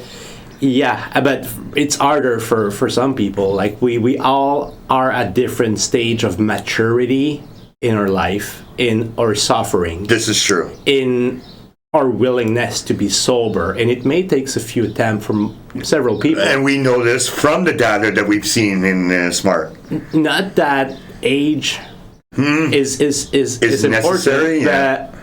The more you've hurt people and the more you've hurt yourself, I believe the stronger you want it. At least that is the case for me, because I'm extremely empathetic about what I did. Yet to this day, guilt and shame is a large struggle for me. You bring up a good point, though. You're managing this, but just This me. other people, if they, well, this is where we've seen evidence with some people that rush into 12 steps, where they seem to go through the steps really fast. Yeah. And Step 4 is hardcore. And that's it. They get to step 4 and we see relapses because of step 4, right? Guilt and shame is a pretty strong. You brought that up, depending on how many people you feel guilty or shameful about your actions or your lies or whatever. But you know, and that's the importance of perhaps not working a defined program, working your own program, because step 4, I believe, would work pretty well with REBT, not neglected. Perhaps with Done with a counselor. yes, therapy with a certified With professional. guidance, yeah. Like, not that a sponsor is not good, but it's just not trained professional. Well, you have to be lucky to get that good sponsor, right? Yeah. I mean, it's a roll of the dice. I think you know what I mean? There's no formal training. Hopefully, if you're lucky in AA, you get that guy or woman that has been solid, that has guided many people through this. And we've witnessed that, both of us. There was absolutely rock stars at being of service Yes. as a sponsor, but it's not given to everybody. No. And it's not because they're not good at being sober. It just mean they're not good at being in an help relationship that, again, requires specific skills that you don't necessarily develop if you don't have that innate. Right. But back to it, our acceptance. Back to the acceptance. For me, it was a given. It was a given. Like when I Well, I told you, and I'm not everybody, right? For me, because I was always in my head. I was an only child, and I'm not a loner, but it was never like the most popular in any group I'm in. And I'm not. I lead, but I don't lead all the time because I don't like to lead all the time. You understand what I mean? Yeah. So, in essence, basically, I'm always in my head. So, I had acceptance, like I said, the minute I asked for help, because I don't ask for help. I'd rather not do something than and beat myself up over it than ask for help. At least that's how I was before. Yeah, same thing for me. I never need help, and I always help others instead of myself. And I pretend things are fine when they're not. And you know, we were still of service. I guess I was of service as a people pleaser, sometimes, yeah. but in a way that was extremely toxic for my own well-being. That's the difference. So yeah, back to meetings, I guess. There's people from all shapes and size as addicts where we're all in the same boat, but we're not at the At the same stage. stage. That's the thing. And that's the beauty of it. I learn so much from newcomers. I'm Every week. reminded too. when Every week the I learn from newcomers, newcomers. I learn from relapse that are not my relapse, touch of wood. Yes. I learned from old timers that are there just once in a while because they are in another place in their life, but Yeah. they still make time for meetings sometime. And those are always great shares. But what I did learn, should I say, is to speak. Yeah. I never knew how to speak before. I knew how to listen. I was always a good listener. But I was listening to provide a solution. I was not actively listening just to Like most listen, of to us. understand. We had a response. We were ready with our response. That we were raised that way. Yeah. We're problem solvers, I guess. But yeah, and ready like, with our response. Ready to respond even before you finish talking. exactly, you know. Yeah, I know what's your problem. Let me interrupt you as you share your pain, so I can give you a solution. And Exactly. you patch yourself and go on. I got other people to attend to. Yeah, you're not the only problem on my list. I'm going to run into somebody else today. Well, wait, feels like going to the GP these days, but yes. I digress, but yeah, I learned how to talk and why. Why? Like, I can sit with my ideas, I can sit with my feelings, I am extremely self-aware, but I never get relief from thinking. Even if I write, even if I sing, even if I cry, I'm still thinking. Yeah. And it is the brain. My brain works in a special way where I don't think solutions. I think problems. Scenarios. Yes, yes, and various scenarios. So and, do I, And yeah. what if this and what that? Yep. Got to eliminate them all. So when it happens, you nailed one of them. Again, I'm going to share from one of the 12 steppers in our group that always says, I got a thinking problem. But this is so meant, like, don't leave me think for too long. Like, there's nothing good at me thinking. Yeah, that's the impression I get when the way he brings it up. Force. The way he uses it. Yeah, force me to talk though. It's almost magical. Again, higher power maybe. I don't know. At least I know it's coming from within. When I talk, I don't use the same part of my brain that when I think. See, I don't get it. Now here's where we differ. When I talk, I'm not at my. I write so much better than I speak. Like I can write poetry and I can be eloquent. But when I speak, especially since recovery, now probably years of drugs and alcohol, but I used to being Irish, I used to be really good at arguing and being on point and moving to my next point and to check the list of my argument. But that's intellectualism. Right, well, I can't do that anymore. And especially when I share. But what I am positive of, and I bring it up in different shares when we have newcomers, is the one thing the one thing I didn't do that I do now is speak, like you said. The thing was, I was always isolating. I was always in my head. I never told anybody anything. Same. These rooms allow me now to finally get out what I need to get out. I've often described it. You walk, sometimes, not every day, but there's some day, most days I'm really good. I'm in a good mood. I've had a good day. I'm sober. It's fine, right? There's a topic. I'll discuss the topic. There's the odd day I've come into the room where I have that 100-pound weight on my chest. And that's what needs to get out. That's it. And after I've got that out and I've said what's on my mind, what's bothering me, or what happened in my day, I'm left with 5 pounds out of 100 on my chest. It's that much better. There's that much relief. I wouldn't call it a higher power. I think it's stress more than anything else. It's self-management Exactly. of emotions, that's for sure, but something you cannot do by yourself. Well, you need community, or at least one pair of ears. To do At that. least, yes, exactly. Because I can honestly say it works in text messaging back and forth too. Yeah. Because I've done this whether with you or with other people from the group. But You need a feedback of some sort. you need to be able to know, oddly enough, and this is where I'll throw the clergy in here, it feels like a confession. We're ratting ourselves out. We're ratting about ourselves- stinky thinking. There you we go. We don't have to commit bad behaviors. We're thinking about them, and we're ratting ourselves out. And that's the beauty of it. Not necessarily. If you're like me, and I'm sure you are, if you're serious about your sobriety, you're not looking for validation. No. You're looking for feedback. Support is not validation. Yeah. If you validate me, you're gonna enable me Right, to exactly. remain miserable. Exactly. And I did that. Apologies to all of my friends that I had in my life. I've enabled makes you you to think they're remain watching? miserable. Your friends are not watching. It's true. We severed the relationship. Well, I apologize to the world.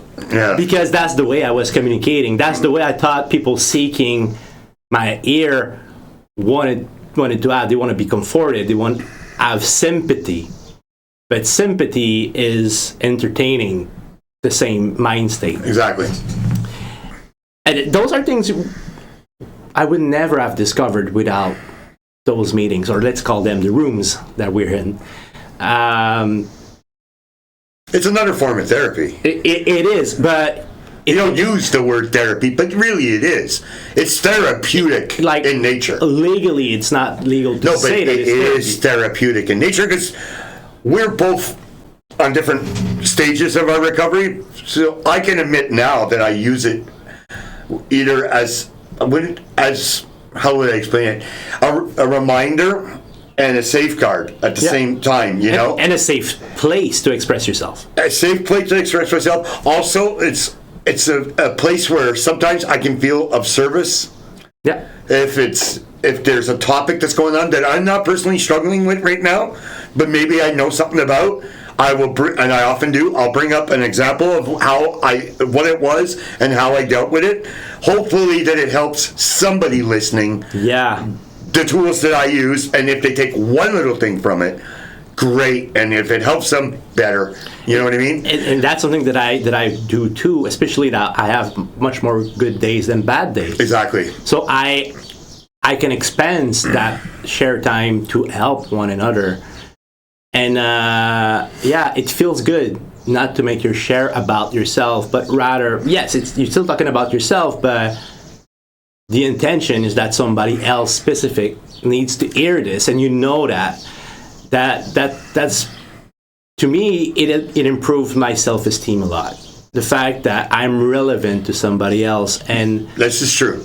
the best compliment that I receive in those rooms, and I receive it quite often, is that I'm good at being honest, or that my share are extremely self-aware. And in private, I receive a lot of love, and you helped me tonight, bro. You have no idea. And this is not what I'm looking for, though. Mm-hmm. That validation is cool. That's not the validation we were talking about earlier. But it's only cool if you're not seeking it. Otherwise, it's a cult of the personality. If I'd share to get love, then I'm back to people pleasing. But that's not what I do at all. And I feel like it sometimes we kind of always top up one another in terms of how could I say? You're talking about the shares? Yeah, the shares that follows one another, like oh yeah, you talk about this. It reminds me of my own journey, right? And then it's get not more and more genuine, but like the fact that somebody speaks their truth brings the truth out of you, right? Even if you're not planning, if you're planning to holding back, but the fact that the room is so honest and genuine brings the truth out of yourself sometimes, and that's another reason why I say I don't speak the same way that I think. Is I never think about what I'm going to say. It's spontaneous. It doesn't come out of a reflection. I don't reflect. Even when there's a topic? When there's a topic, but not even. Like, when there's a topic. It's very blurry. It's very blurry in my head before I start talking. It's always blurry in my head. It's like, and then it goes from there to there to there to there in my share as well. I sometimes will write like a bullet point, like 3 words or a sentence here and there, just to remember to bring this up because this was the initial thought I had. Yeah, the thing we didn't do for this podcast. Exactly. It's because once I get on, I almost refer to that paper at the end of my share because I've not even touched on the 3 things I wrote down, let's say. I'll be like going on and veer left and then veer right. And then I'll look at my paper and go, oh yeah, what I meant to say. What I wanted to share about, because often I like to share about tools, how they work for me, or, other things I've used because let's face it, a lot of times a lot of the same topics come up. Yeah. And for newcomers, when we see newcomers in the room, like I think it's in my nature to be passionate and to be almost not a cheerleader, but to I don't think I've really ever been in the room and I ever felt really down. And I feel lucky in that, in my recovery. I have a different story. Yes. It's different. I've watched your journey. We'll get to our connection, to how we met. But for me, I don't know. It's almost like there's something about me that it's innate when I get to my share. It's positive. I try to be positive. It is positive because I'm looking at it, and I say this often. I'm that glass half full guy. I'm not the glass half empty. But I'm the glass half full. Yeah, I admire you because you truly let go of pretty much everything behind you. I'm in a context where I cannot. No, obviously. But yes, and that is refreshing. Your shares are just, you're in the moment. Oh yeah, I get very passionate. Almost not angry, but. But you say like it's that passionate. But it's now or yesterday. Right. Yeah, it's not like 3 years ago. No. I don't reflect back that long. No, and it's rare. I really talk about my past addiction too much. It's like I never dwell on it. Yeah, the first time I learned about it was in your car drinking coffee. Yeah, that's it. So that's the thing with people with 12 steps and living in the moment. It's like, I was always living in the moment. I'm still living in the moment. What you say doesn't make any sense to me. Stop saying that. It just doesn't change anything. It's my baseline. I don't understand. It's like saying, just breathe. I'm fucking breathing. But anyways, I digress there. But yeah, all that to say that when it comes to, I don't know why, I feel the need. I feel like, it's a need. I feel like I need the group to see that there's positivity, that there's joy. Often I find this is where I have that little bit of guilt feeling sometimes. Okay. Why am I so lucky? Why did I get acceptance? Why is it no? Wait, my turn. Knock on wood. Why has it been so good so far for me? Okay? Why am I managing some things better? But remember when I discussed humor as one of my values, I constantly use it. Now, I don't know if it's an avoidance or what yet. Some of it is, but it can't be all the time. It doesn't make sense. But I've often done humor, like, and when we do our check-in, I'll start with something funny, right? Yeah. I'll look, and your signature. I'll hear somebody say something, and I'll one up, or I'll dig down deeper into it and I'll make a joke out of it, right? Or I'll just do something completely off the wall. I've even tried to get, I won't say the man's name, one of our facilitators thrown off track by throwing something out there that's completely bullshit, just to see how he'll respond. I just don't know. I can't be. It's not that I can't be. This is the dichotomy I have with these rooms sometimes. Mm-hmm. I understand we're all dealing with addiction. Do we have to act like we're all dealing with addiction? I mean, do you understand what I mean? Why do we have to look like somebody just slapped us across the face and we cried for 20 minutes? That's the thing. And I believe we can sum that, what you just said in a very simple concept, is that you are centered on the healing part. Do you think that's what it is? I definitely am not dwelling on the negatives. You're rarely talking about war stories, or you refer to it as, I've learned from that period in time things that I can now apply in my life today. You know, like you don't. But mostly I talk about tools. I have a habit of going back and talking about heritage. You talk and about what we tools, learned. but that's current with your lifestyle because It's just what I'm using all the time. We're not just dropping names, even though we don't know what RET means. We know how to work it. I think maybe in context, there's another reason why I talk tools, and we know where I'm going with this. Oh, go ahead. The room is open. It's because we have an open room where there is people that have hybrid programs, and I respect whatever keeps you sober. But it's some people that do 12 steps that share, they do, and this is the problem I sometimes have with certain people that wear their religion too proudly or speak of it too much. As a single truth, listen. Yeah, as a singular truth, is that this is the way, and whatever you're doing is pathetic and desperate. Or that's your nature, because you have not found that yet. And I understand where they're coming from, because for them, everything else that they didn't work. Right, and now they're whatever they're doing now worked for them, and they're enlightened. But it creates a sanctimonious kind of superiority that is evident in their shares, and also. And it's not coming from a bad place, but yes, and no, it's not coming from a bad place. They mean it in the DNA. They mean it in the DNA of 12-step literature. There's that as well. Like, we are a unique set of individual that came to the understanding that and now we did this, and now it works for us. All of us. We are desperate, pathetic souls that need saving. But now we saved, and it works. It almost feels like you repeat it times enough that you believe it. Well, that's how things work. That's called advertising. Oh, just look at the Republicans in the state. They keep repeating the same lie over and over again. Now they got 60% of their Republican population believing that their election was stolen. Yeah, when their own people in government that were Republican told them it wasn't. Truth is what is repeated enough, repeated. And that meets your bias. Right. So some people are biased to 12-step in a way that works for them. But you're right. When you're right, you hit it on the head when you say the repetition is the key. Pavlov dog is an experiment that is scientific, guys. It works. Did you hear Bell? I didn't. Okay, good. You got me there.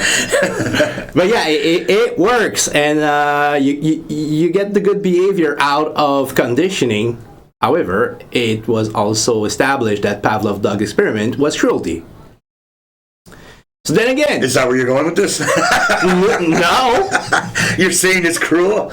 Because we're going to work our way into how we came up with the name for our meme page here, too, now. I'm not saying it's cruel. I believe that it's fair to say that it can have extremely adverse effect for several people. And it's not a one-way, unique solution, one-size-fits-all. I agree. Although it's hard. It's good. I want to specify that I do accept people that in these groups. I have attended AA meetings.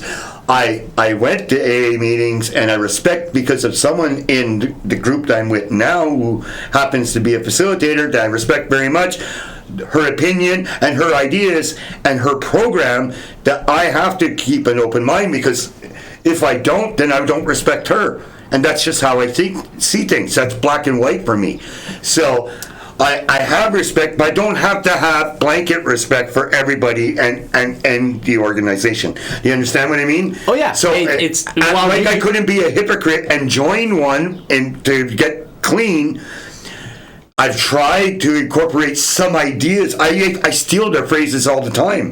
Because they're good, and it works. Well, because I use phrases too, right? In my home. I have words. I got my own. Time wounds all heals. That's my favorite one. Time wounds all heals. This too shall pass is very important. Well, okay, that's not my favorite one. No, but you know, sometimes that's the only thing you can think of today, and that's okay if it keeps you sober that day. I hate living in the moment. I just hate that one. Fuck the moment. Fuck the solution. But all that to say, is that the program for sure, it works. But coming back to sharing in our meetings is sometimes I don't know why it triggers me, but I'm easily triggered when it comes to anything religious. Because it feels like religion. I'm thinking of the newcomers and the confusions it creates. Exactly, because you hit the nail on the head, because this is the problem with me being in these alumni meetings, is now we're incorporating in the steppers. And I agree that we should. It brings me a lot of stuff. It was the exact reason I went to Heritage, was to avoid the steppers to begin with. So, but it's interesting because we have evolved on the smart mindset. For me, there's not a single share that I would say, oh, that was complete bullshit. Well, fuck that guy. like I don't agree. I don't have to agree. That's right. I don't always agree with you. You don't. Otherwise, we wouldn't have to do a podcast together. We'll do it on our own. Yeah. If we think the same, there's no value at talking, right? Yeah. And that's fine. So the plurality of opinions and of personal experience is good for me. My sobriety is stable. My program is clear enough that I don't get confused. But I guess we're the lucky ones, because when we walked into those rooms, there was no 12-step. Almost none, eh? But it's. But we didn't know, because some of our people that are in there are doing a hybrid. They've done smart and they're doing 12 steps, but they're not talking about it in the meetings, like hammering you over the head. Yeah, with it. and like it happened organically, and it happened because of what? Authenticity, genuine and real talk. That's what you're doing. So that's what you're talking about, which makes a lot of fucking sense. Right. And well, bringing us to the reason why we're called the 12-steppers. 12-step crashers. Thank you. I thought you wouldn't correct me. They're not 12-steppers. Yeah. Jesus, don't say that. So we're the 12-step crashers, and I think it's important to stress that it is not a mockery. Yeah, it's a joke. humor. It's a joke, but it's not a mockery. It is definitely not trashing the concept of 12-step. And I think if you've listened to the podcast this far, you get where we're coming from, and we have our own opinions for what works for us, but I can appreciate people from 12-step for what they have to say. Yes, certain people, but we're talking about a specific group, because we're talking about our meetings. Yes. Which is where I often, and this is what I was coming to, certain people, they have it's very rigid. And it's like, this is the way it's done, and this is how you are if you're not in this and doing it this way. Now, but it's interesting because they're not. I got triggered, and another person, I'm not going to mention their name, several people got triggered. But two of us went right after that person, basically to attack what he said. Because he basically called us pathetic and desperate. Not us, but addicts in general as a concept. Yes, which I did not accept. No. Not in recovery, I don't accept. No. I don't. That's not my program. That's not the program I'm working in. Talk about recovery, yourself. I am not desperate and you can talk about pathetic. yourself. You can be miserable, pathetic as much as you want. You have a thinking problem, so yeah. Yeah, your thinking problem, Your not mine. thinking problem, not mine. So I remember that I had to go in and, excuse me, I don't consider myself desperate and pathetic. I have tools. I have my behavior therapy. I go to therapy with a real therapist. I don't need your opinion on this part of my recovery. And that's what's interesting, right? Because you're right. I think for them, that links a lot with the concept of being humble. Which is not. Don't digress, but what I mean by that is... I'm sorry, but this specific person, we're not talking about the organization. Yeah, I'm talking about me in general. Belittling myself is not making me feel humble. It makes me feel angry. That's me. I have character defects? I don't know. I think it's self-violence, but, you know, what did I know? I don't know. Bullying is not okay for others, but it's okay for you. You pathetic piece of shit. I don't get it. That's me. But I'm not triggered by you or anybody else that would think that way. And that's why I say, at the end of the day, I don't have enough fucking fingers. There's 12 step. Yeah. In Smart, we have 4. and they are extremely simple. But any of the steps we're talking about in a 12-step meeting, I come with a smart mind. Yeah. And I'm not talking about my intellect there, but the smart program. Yeah, the tools. And you know, like, as a matter of respect, we don't do that, but you can come 20 minutes late at the 12-step meeting because that's 20 minutes of reading before anything gets started. Exactly. And that part is really dull to me because, well, I've read it twice. I know. You don't have to repeat. I know. The other thing I don't like about the 12 steps is this calling out people's names. I can't do it. Even if I wanted to, I'm too late if I wanted to anyways. I just don't do it. I don't snap to this. It doesn't work for me. No. It really drives me nuts. But this is the thing with the 12 steps that I'm going to use this word, infiltrated our group. Because it's my neural... Well, he was welcomed. I understand, but my neural divergent mind is like a dog with a bone that won't shake it, that I fucking join smart to not have to hear this, to deal with this all the time. That's the thing. That's a bit... It's hard for my neurodivergent brain to let it go. But we might have a bit of ego in that involved, you and I. Because I don't know that it's ego because it must be because it triggers me. But don't forget, this is the other subject that we had fun with. Yes. Let me go on ego completely that it's no good for you. And not a topic. But yes. Completely wrong. We agree on that. What I mean by we protect and cherish what we believe is our solution, exactly. our own. It's because that's probably what I feel. Is that I feel like I find a place that works for me. You won't take that away from me with your.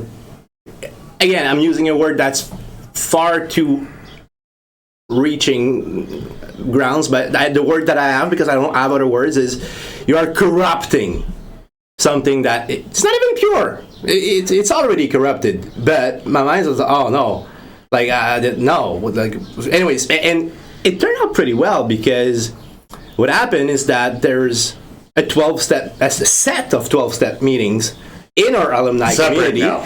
And sometimes meetings happen at the same time. Yes. What better options could it be? That was probably what they should have done in the first place because, like you said, I wasn't the only one. And I didn't even complain.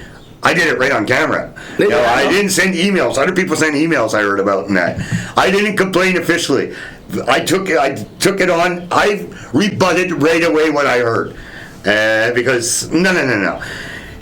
That's how you think? Okay. Well, I wasn't even going to share tonight, but since you brought that up, let me come out of my let me, because now my Irish blood is boiling, and let me tell you what I really think. And that was, and it's still, see how it roused me up? It's that passion I have for something that I don't know what else to describe. It's to protect what I found worked for me. And I don't, because remember I have talked about how I tried to incorporate 12 steps. And the problem with me is I can't incorporate the higher power part. It did confuse you. It creates doubt and confusion all over the place that I cannot manage. I can't have it. It's not manageable. It can never be solved. It can never be answered. Unlike other people that somehow find it and they're at peace. I'm sorry, it's not going to work that way for me. So I had to eliminate the God or the higher power question. Yep. It's out of there. It's gone. I stick with my program. That works for me. Unfortunately, if you do that, then you remove the essence of 12-step, and of course it cannot work for you. There we go. And this is just rationale. But we're at a different place with that because, as I said earlier, like, I am God. That's true, I forgot. So I could just ask you for anything. I'll ask you for some money later. And I say that very humbly. What I mean by that is that... So I can't get money? Let's talk after church. But all that to say that for me, whatever is happening because of me. Or because I let it happen. In essence. I'm in control of my fate. Don't say that. F-A-T-E. I'm in control of my fate because what happens is the consequence of my actions and my decisions.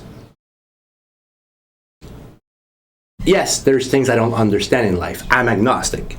Exactly. There's things that I would like to be explained, but until then, I can only work on the hypothesis and call them my beliefs. And again, I got myself out of a radical cult as a teenager.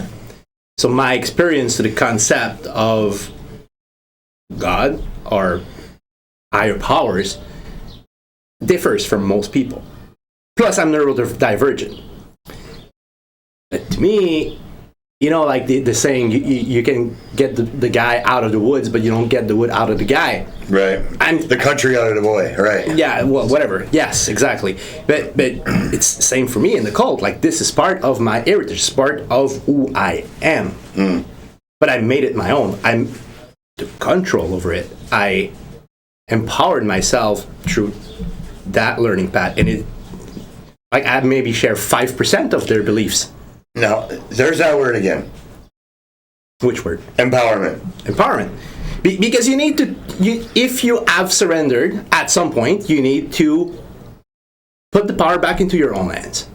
You need to have. You need to exert your will and your control. Yes. Two things they don't believe in. Most people commit suicide when getting out of cult. So yes, I tell you, you need to empower yourself if you want to succeed. That's my journey. That's my story. Spoiler alert: he didn't commit suicide. Didn't. Didn't even try. Too afraid. Anyways, all that to say that it does not bother me anything that is godly or spiritually inclined to an higher power, because my personal belief is that I carry that with me, and that's why I'm able to bridge very easily now in my brain everything from 12-step to SMART. As you've mentioned, because of Stoicism, as a commonality bridge between one there's another. a lot of Stoicism in those passages, in their phrasing, in some of their literature in the AA book. Yes, they borrowed a lot what? from the Greeks. So there's good in everything, and like, at least they say it. It's not sure how that materialized, but your higher power can be anything. But it's because they can't borrow from the Stoics because it's Zeus. Yeah, but I have a feeling I should remain quiet when I say my higher power is myself. But that's what it is for me, and it's not the part of me that is necessarily in control. It's the part of me that is able to do things I don't know yet that I can do. When it comes to, I don't like to use that word higher power. I know, I don't use it, but I use it as a bridge to my own philosophy. And even God. Same. I'm not God, by the way. I liked better before when you said singular. I'm more of the belief that, yes, it's all in me, just like it's in you, just like it's in that chair. And it's all around us, in the water, in the trees, we are in the all air. of it. It is all molecules and atoms, and it's all the same. Interesting, important thing here, there's no hierarchy. True. You can be of service for 30 years in the church, you're my equal. Mm-hmm. You can be in prison for 30 years, you're my equal. Yeah. And there's no compromise to that. We are all one and the same. Yeah. That's my belief. Yeah.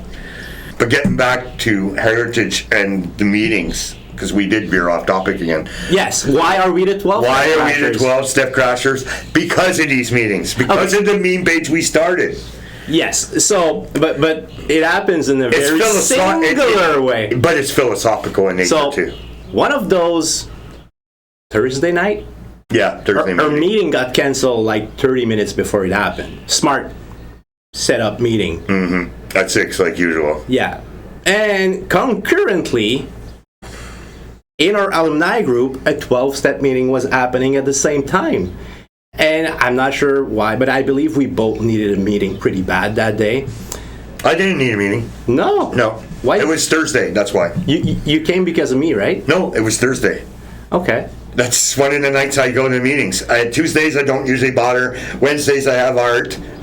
Fridays I don't like. Okay, but there's still a circumstances there that brought us. It was interesting, but we had talked because there was no meeting. Yes. We were texting back and forth. But we could have went on the national meeting. There's one every hour, you know. But we both got a text from this Yes. We got sent texts to join this 12-step meetings, and we said, why not? And what would, by luck, But you know why? Because we're not just tolerated; we are No, because accepted in that group. it might sound, I should say, because I think we appreciate it. No, but I've been very specific about what angered me in one meeting of all the meetings I've gone to for like 9 months now. I've had this issue with 1 or 2 meetings. But you don't same resent person, that. But I addressed it right in those meetings. Exactly. You know, I came from my point of view right in those meetings. You will not speak for everybody. Basically, right? Yeah. And I had support from another person who I won't mention her name, who immediately came up almost groupthink. Well, mind you, I would suggest their groupthink. Of the same mind, and even she mentioned Plato and other things, right? She got really philosophical.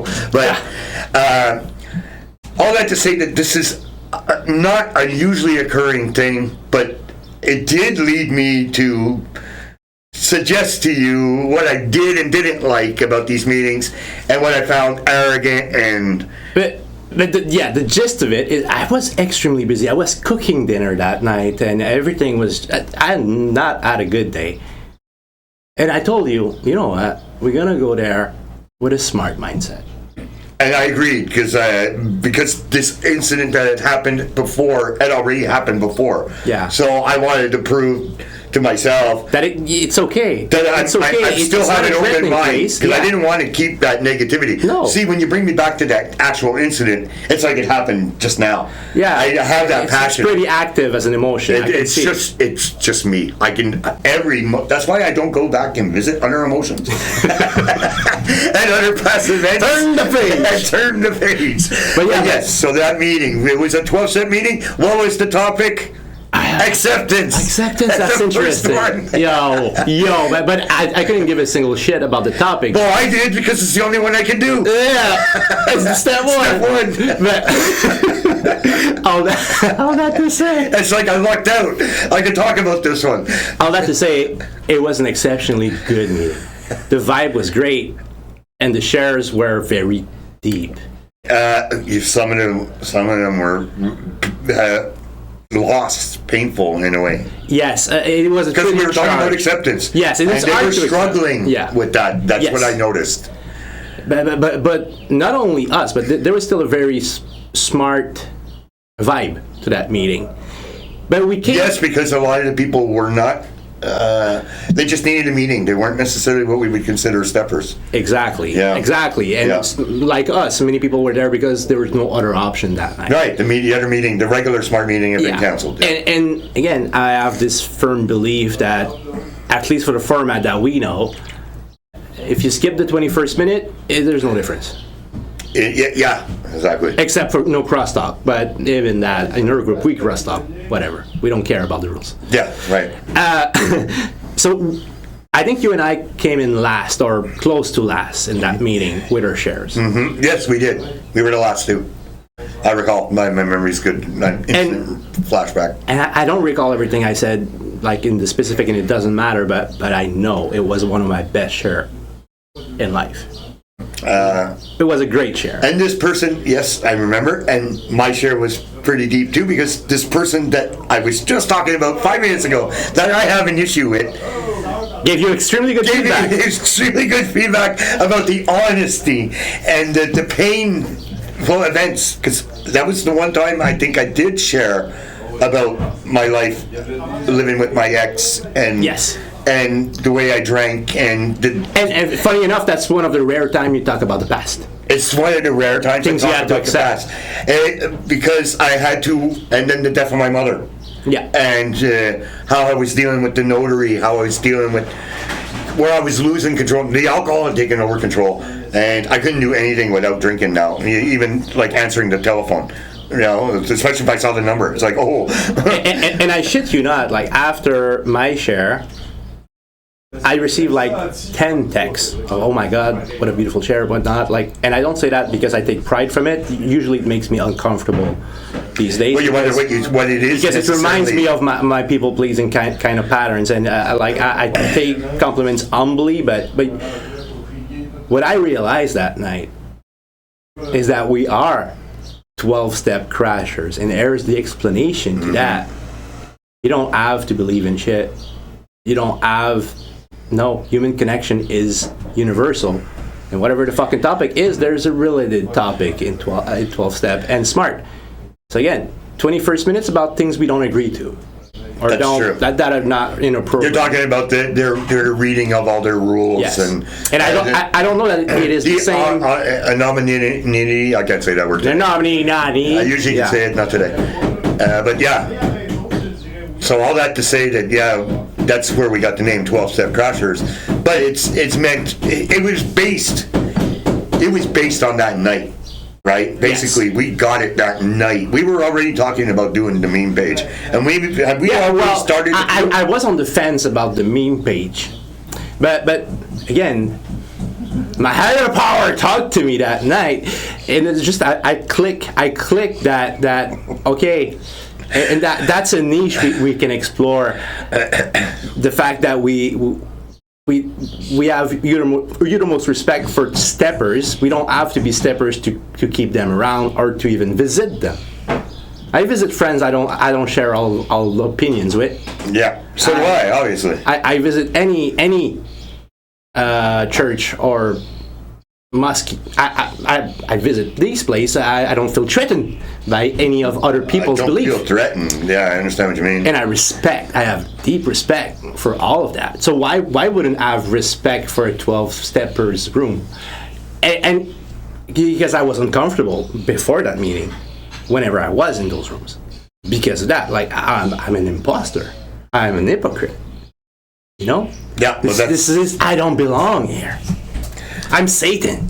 I exaggerate, but this was the very last night that I had this discomfort, or that I had that belief that I'm not welcome in any form of recovery meeting.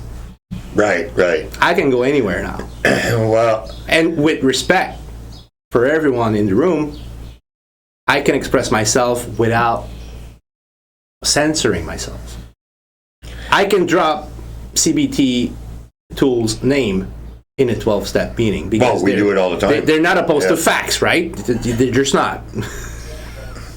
They just believe things that are not facts. But you know, okay. but it works. It doesn't have to be factual. Truth is relative to what you believe. I will say, I remember partially my share. Like I said, it's because it's one of the few times I ever talked about that. I never felt the need, because I'm already doing therapy. I've already talked to my counselor. I already wrote my life story and heritage. Yeah. I don't need to revisit all this shit. Mm-hmm. But I shared it that night because of how the shares went before me. The room needed it. Exactly. It's because they were being so honest, but they felt lost. I felt I had to give a bit of my backstory for a change instead of just talking about acceptance. So I had to explain where I had come from, what led me to that moment, and why I gained acceptance. Yes, but you know that's. And this was, you're right, this is in a 12-step meeting. There's something you said that's very important when I was digressing earlier in the podcast about why I wasn't comfortable in 12-step before Heritage. And you said you had a lack of hope. They have it, not me. No, but you felt a lack of hope. Oh, prior. Well, like me, you were talking to me and you said that as a feedback to what I was describing as people being miserable. Yeah. And you know, like this. So to me, when I go on a SMART meeting, I either need to receive some hope or I need to give some. And Yeah. it's going to be no different when I step in a 12-step room. I probably won't receive hope because that's not the That's flavor not of the the nature, day. not usually. But I'm going to give some. And I think that's why our name is important. I respect your culture, but let me share mine. Yeah. And if it doesn't help you, just ban me from your group, you know. But that won't happen. I have a firm conviction that I will never be tossed away from any 12-step groups because the topic is not spiritual. depending which steps they're doing. But We lucked in onto step 1. but even with people that I are would- 12 step, I would people not- digress so bad from the topic anyway. Yes, but I would not. Well, okay. If these remain, let's say, but this is also a very. This is the format that we know. This is a very loose 12-step Yes. online support group. This is not a From real. a very liberal alumni yes, group. Yeah. this is not a rigid 12-step online group. We should specify that we're talking about here. This is an offshoot from our own group that's splintered, right? Because I'm going to tell you, we've been pulling their legs Just a couple like of times. in a way, when you think about it, we have splintered. Yes. The 12-step crashers, we are also splintered again. Yeah. Because not everybody accepts our humor and the humor we use. And we keep pulling the leg respectfully. Yeah. If we would have to be kicked away, it would have happened a long time ago. I guess so, yeah. But we've seen how many people, for other things and other digressions and other events that And happen, then what- we accept it back into the group because that's how we are. Yes. Everybody comes back because everybody deserves another chance.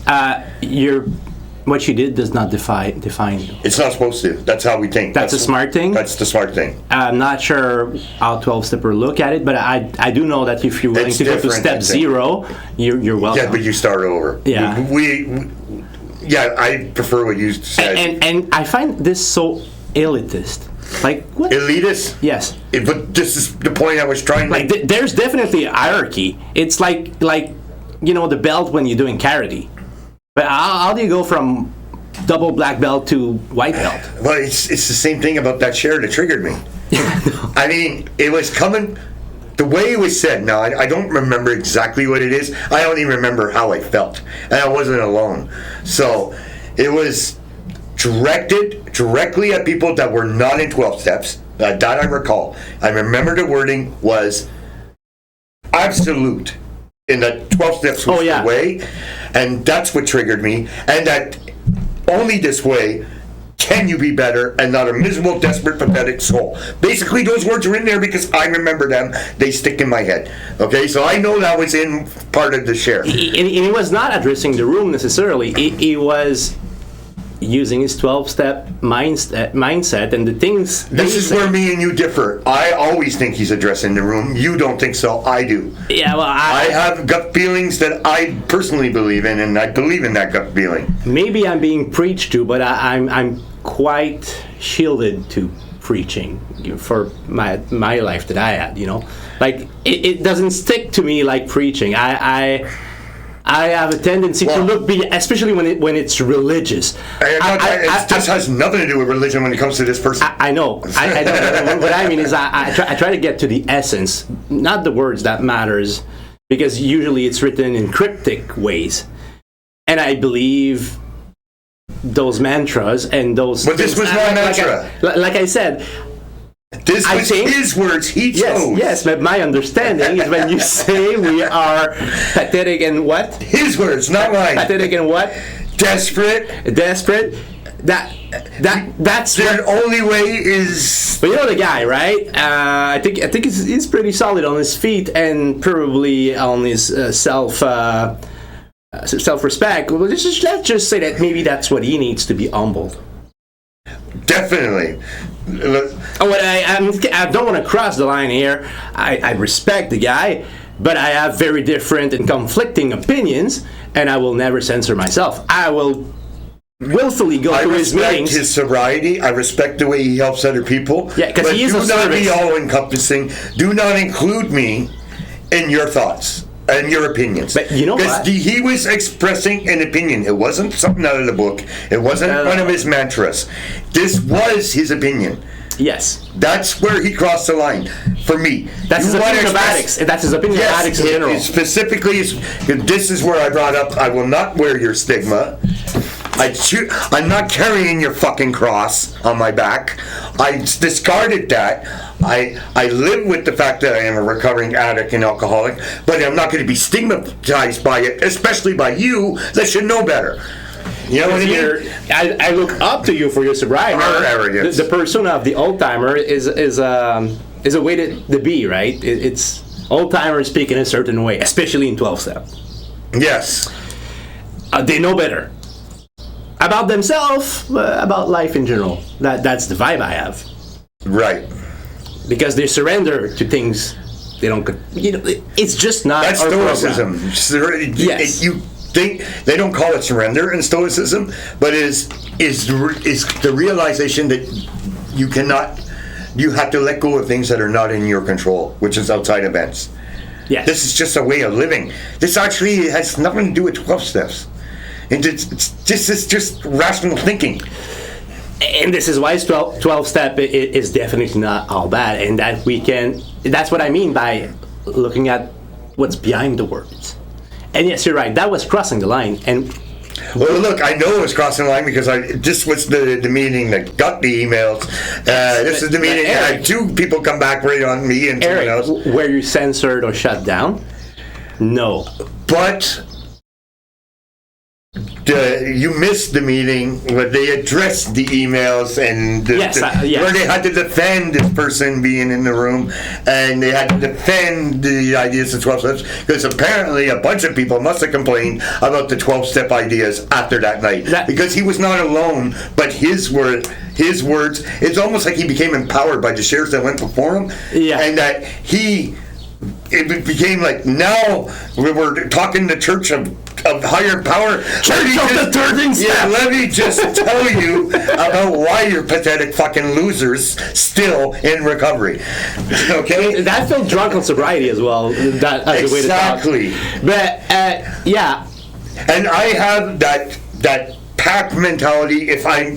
Remember we talked about heritage being a community? Yeah. Even in this group, it's still my community. And you're not going to say that about us. And I got my own opinion on this. Like, the reason I always bring the passion and I try to be positive is because I try to remain positive. I live so long in the negative. I live so long in the scenario. But you're never full of shit.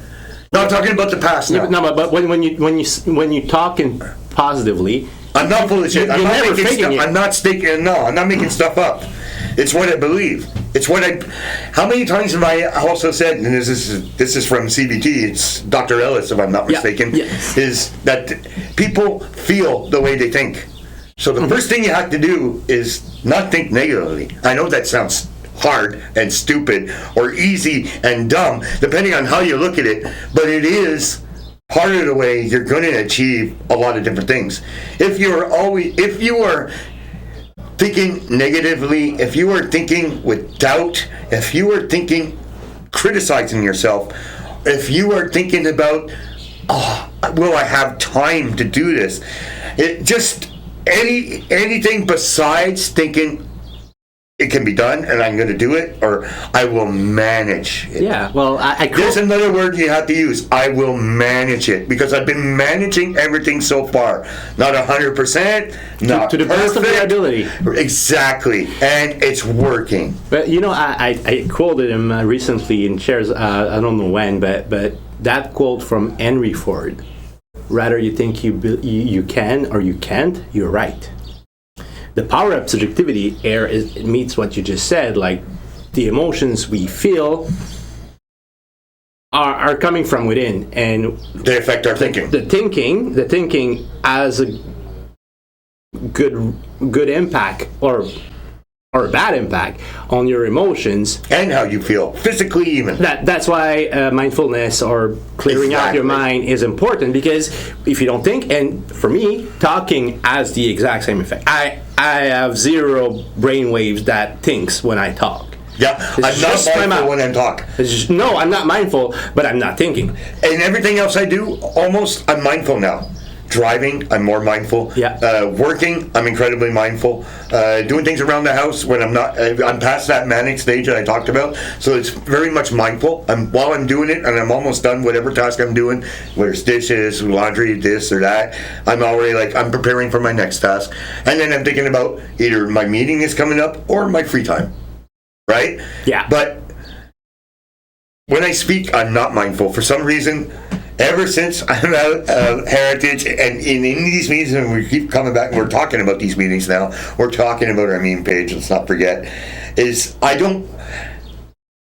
I shut up for so long and sat on my couch and drank and did my lines in my bathroom, came back and drank, and people around me weren't doing anything, all on their own things, whether it's the video games over here and the wipe on the computer over here, and so I'm left here with the TV and no one's talking. No connection. No connection, so I may as well keep drinking. I will not shut up anymore.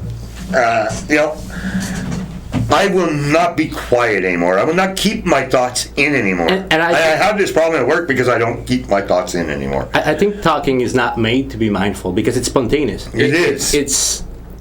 We should be mindful of what we say, but when it comes to this subject, this is the one subject that must mean a whole hell of a lot to me, and it must be deep-seated what I believe works for me, that I attack anybody and anything that interferes with my thinking of this program. Like I cast out the doubts of the God parts. Yeah. I only take what I need. Their mantras is all I need. Okay? To do the next right thing, I'll renew that, but I incorporate that. Okay? I take from Stoicism too. Because that subjectivity is good for Well, us. I'm just stealing from everybody. I steal memes too. Did you not notice? I know. Any good memer do steal memes. All that to say that I think we made it clear on that pilot that 12-step has worked for many people, and in many ways it helps us. How many times have I said to you, they're free, it's egalitarian, they'll accept anybody, it's a good organization, it's a great organization. And that's it's why... It's just not one I chose to attend. That's why some sort of slip-ups like that can happen. Or that guy Yes, borrowing money from that girl. And this is the Or these two people relapsing together. And this was These the things issue, happen. and this was the issue I have with him, because it feels like he's defining or he's trying to embody the organization. But I think that's important, and that's a matter of respect when you are in a 100% liberal place. There's no subject taboo. No people will resent you for the shit you say. You gotta self-fucking-manage, and you gotta think of others. That's the thing. And this is And why I'm not talking about censorship. I've never brought these ideas up in these meetings. I can talk about it here. This is our podcast. This is what we do. I don't expect certain people to be listening to this anyways, even though word might eventually get out to them. And that's the thing, right? Because well, some of the people in our group use crystals. Others are witches. Yes. Wiccans is a truly elaborated religion, by the way. I respect that. Dice City, Facebook, and the internet has picked up steam too, right? So yeah, I respect that. There's I rationality to it. I respect it just like I respect Catholic religion. Yeah. It's the same to me. Yes, it's a belief that works for some people. And That's the essence of any belief. It works. Not unlike me believing in my smart tools, but I don't pretend it's a religion. Have you heard so and so being politically promoting Wiccan or you're talking their about church work in the group? They barely. And I think that's where, and your intervention was very well put and respectful, even though you were angry and you expressed that you were angry at what he said. This is crossing the line. It might be a liberal place where we can say anything, but you know better, and you should say better things, kind of thing, right? Well, I spoke my mind, yes. And it's a matter of values and respect for the environment you're in. Like, people touch about 12-step every day in our meetings. Every day. Yes. I am never and we triggered have by zero that. problem with it. And I've never triggered by that. If it in things, actually, it improved my thought process often. Yes, because I've seen it work for certain people, and I see the serenity within them. Yes, and it's, like we've witnessed what we witnessed. I did not witness calling yourself being miserable and pathetic helping anybody. Yeah. That's crossing the line, and it's not smart. It's not even It sober. was more than that. say. There was more in there. I know. And, my God, after a certain point, I can't remember what was said even. I don't, and it doesn't matter. Yeah, it doesn't matter now. You know, and I think the balance has been reestablished in the room. But all that to say, that sort of sparks this. It's the reason why we're sitting over here. It definitely sparks my humor in the memes. Okay. Yes. Because if anybody wants to come to our meme page, that's where I get it. It's unfair, but it's a way for me to channel, among many things, my neurodivergence, my ADHD, the things we've seen, or even, now look, I told you before, I've gone to AA meetings and I got nothing from them.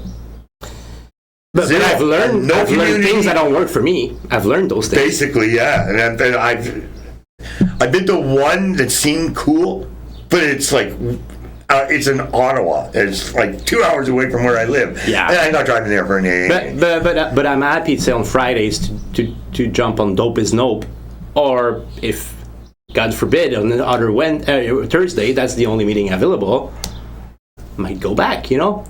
I will not poke the bear voluntarily, being political and shit. No, I live and let live. But I know that I have my place there. And I've been receiving the confirmation of that, the appreciation from those people in 12-step. And I think I owe them the same respect. Because at the end of the day, we all in the same boat of recovery, and we all have different backgrounds, we all have different beliefs, colors, others, whatnot. I respect what you smell like. You know, it's not your fault. Yeah. But jokes aside, I hope I don't stink, because that would look bad on me. I'm happy that this happened in our group, because it made me evolve in my recovery towards the thing I just said about the tolerance, respect, and the fact that it doesn't matter which program is the room about. As long as you respect the code of conduct of that room, your voice and opinion is important. Right. And again, just digressing to that event, it was not respecting the spirit of the room. Clearly not. But the fact that it happened made a lot of things evolve, made a new branch of meetings. Okay. We won't get into that too much, because I believe that's the politics of what's going on between those two. And some things we don't even know, because we're not staff. We're not involved. We're not a facilitator. We're not involved. But I think that's a good thing. We'd be speculating. Yeah, probably. We couldn't be doing this if we were. No, there's no way. And the other thing is, I couldn't be a facilitator and be who I am at the same time. It's not authentic to me, because this is the problem. I might still finish the facilitator course, because I've done the meeting host course, but to me, to become a facilitator when I'm not there in my mind or my mindset, feels like wearing a different type of mask. But you see, I envision that, I don't know where this podcast will be going, but I know it will be going places. A different type of meeting that is neither SMART nor 12-step. Open rooms meeting. That occurred to me now, since it is recovery. You know, evolving from the need or the dependence on those meetings. This is something we just talked about outside prior to after our because we're in different places right now. I know for me, it's involved where I don't need as many meetings, whereas I was on about 5 nights a week, right? Yeah, I think. I'm still at that. Yes, because it wasn't the Wednesday and it wasn't the Friday. I was on 5 nights a week. But sometimes I'm just getting away from boredom, you know, because I'm alone with too much free time. Right. I'm alone too. But you work right now. I don't. Yes, but the meetings are not interfering with my work. No. What I mean is you're busy. Like. Yeah. But I mean. But it was always in my post-treatment plan that there were going to be just certain days. I actually broke my post-treatment plan coming out of Heritage by going in so many meetings, because, like I told you, the speed of life coming at me and managing my time, because of my without the alcohol that actually tamped me down, my neurodivergence went went wild, right? And you I find was yourself going in directions all the time without focusing.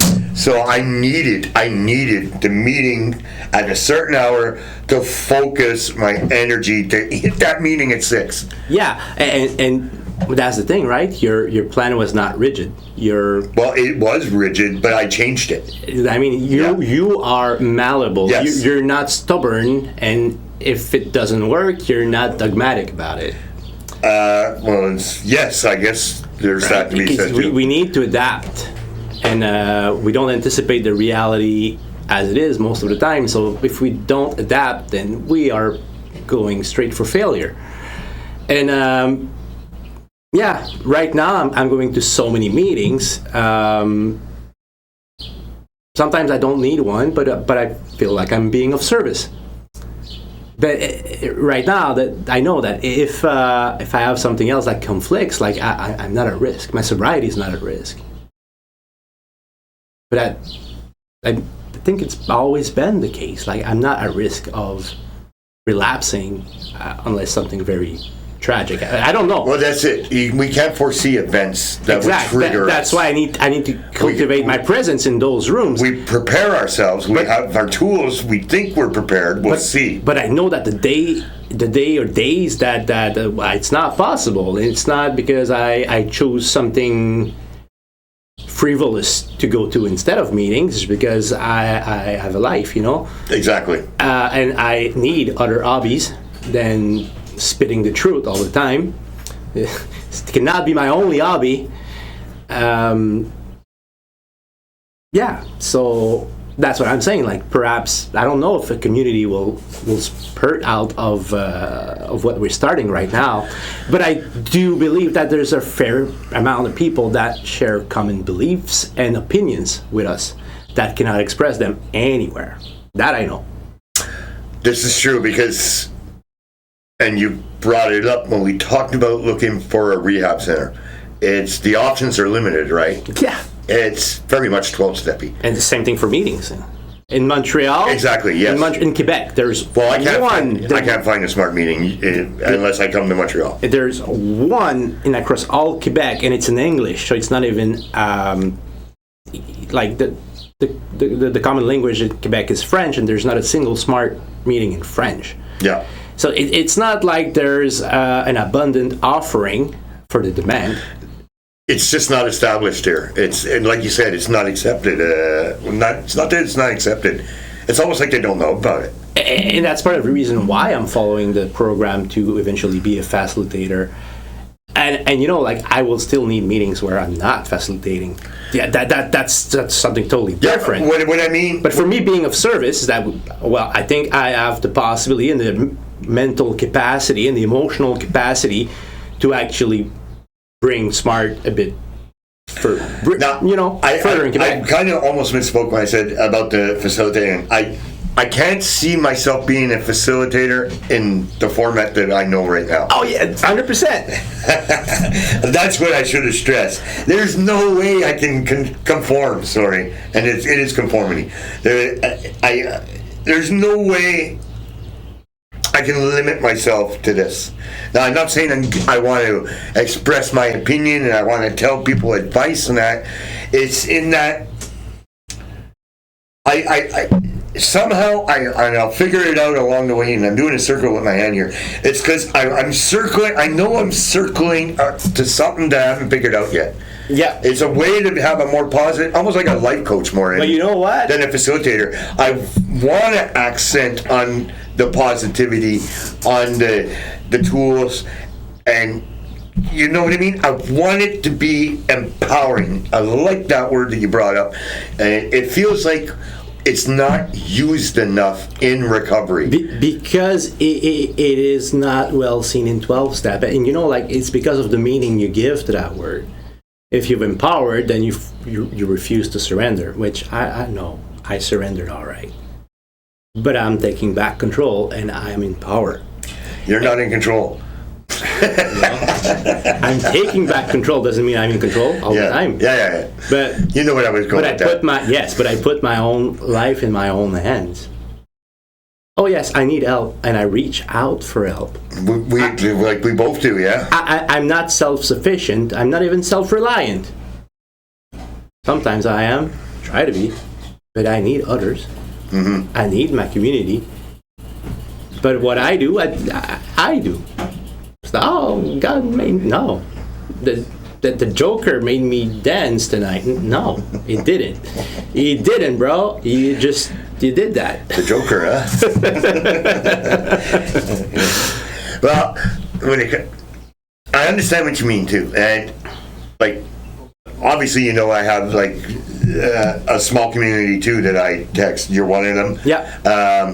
You already are fascinating in a way. I am. Which is comical. Yes, and I know you know that I've helped a few people when they're in trouble and they needed my help, and I don't hesitate. And there's a difference, and I think you articulated well between professional help and support. Yeah, I'm there to cheer you up. Support. You know what I mean? I usually that's how I guess how I see myself is I know I'm not a professional. I'm not a counselor. I'm not a physician. I have no credibility in any of this except I know how I feel. I know how I want you to see things better. When I say yes. I want you to see things better, I want you to get out of your negative head, your negative space, look at what you have, be grateful for it. Now here's the thing, gratitude comes We haven't named that word stoicism as well. Yeah, but we haven't said the word gratitude I haven't today. said it today. Next time. Like gratitude. And I think people reach out to me because they want to hear that positive message from me.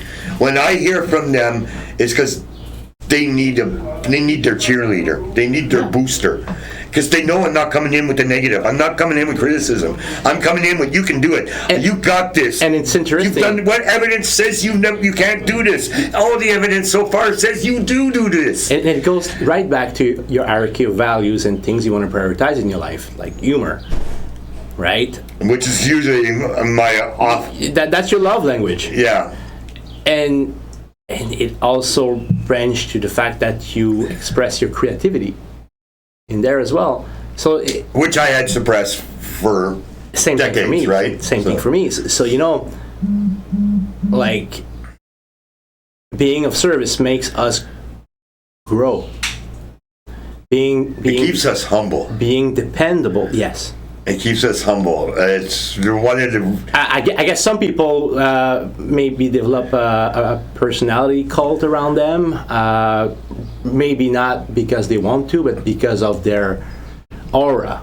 You know, maybe. Like I personally don't need a cult following. I don't have enough time. I barely have enough time for the people that need me. Do reach out for me, right? I mean, and we've observed it in different contexts, but you know, like. Rather you want it or not, some people will gather around a leader and elevate that leader. Yes, the group think, the mob rule, whatever. It's like, happens. The hierarchy is flat, but we're going to lift you up on our shoulders. Yeah. And that's a natural human behavior. It's funny, I'm the guy picking out the stragglers that are not. That's my nature. I'm not following up this mountain. It's not my nature. Yeah. Although I can respect any leader. Yeah, me too. Positive, I don't have it. I appreciate their input, but I'm not worshiping anybody. And again, it ties back to the core values and who I am and how my neurodivergent brain works. And you said you kind of hit the word there, worship. We've seen it a bit. There's a little too much hero worship sometimes. But you know, I think there's something current, especially in early recovery, because. So let's face it, some people are not in early recovery anymore. But I said especially, not only. Yeah. Because the commonality for newcomers in recovery is that you have a very low self-esteem. Yes. So anything that you perceive as better than you is pretty godly. Rather, like it's very common, especially people that are more, let's say, of a submissive type in the relationship. I don't want to stereotype anybody here, but some people are more inclined to look for that dominance, I get, as guidance. Codependence too. Yeah. So there's a purpose to that natural dynamic, I guess, within humans. But the danger is some people abuse that. Yeah, obviously. And addicts are vulnerable. So We're at our most low and desperate state. I somehow innately coming out of heritage. Did you not notice? You didn't notice me right away, right? We met in Ottawa. yeah. You told me you were in meetings for a couple of weeks, and I never at the noticed. sober house. I had moved from heritage to the sober house for 2 weeks of transition before I went home, right? Yeah. Yes. It's Just to put people in context, so in Ottawa, yearly, there is a gathering for all people in the alumni group. Even though very few of us make it to be permanent into the alumni, we're quite a large group. well. You want to specify why there's not a big, a large percentage that make it to the alumni? Because It's unfortunately, like 90% of people in treatment do relapse. almost right away. Yeah, the day of they're getting out. Yeah. People choose to relapse or whatnot, but people are not ready. We discuss different stages. And that's not just SMART. That is any 12-step rehab center too. And funny enough, I don't believe there is a statistical difference between any program with that. I don't think so. I think After you're ready 30 or you're days, not. people relapse. That's a commonality thing. But yeah, Well, we can argue that 30 days isn't long enough, though. yeah, but it's expensive enough for most pockets. Exactly. But like I said, I didn't think I was ready at 30 days. No, That's why I didn't leave. and that's why I choose to pursue my journey Yeah. at home, right? Very seriously. But but most people don't have necessarily that luxury of having time to stay in a recovery mindset and attend, or they don't choose to. It wasn't a luxury. but, like we are both privileged men in many ways. Yes, Like let's being not white, forget that. certain Yeah. age group growing up, a generation divide too. Yes. We grew up at a better time economically, let's say. There's not only what we do and what their readiness, or greatness. We're not better than anybody else. No. I'm just a working Joe. So. We have a lot of things in our favor. Let's just say. Yeah. Like we have stability of housing. It's not the case for everybody. Yeah. We're not criminalized. It's not the case for everybody. So yeah, not that it distinguished the capacity to succeed, because Now the work is not what you gotta do. that we work in the meme environment. We see people that were deep into criminality Yeah. a couple of years ago, and today they're community leaders. Yeah, exactly. So one does not define the other, but the propensity that we had to succeed was maybe larger than other people.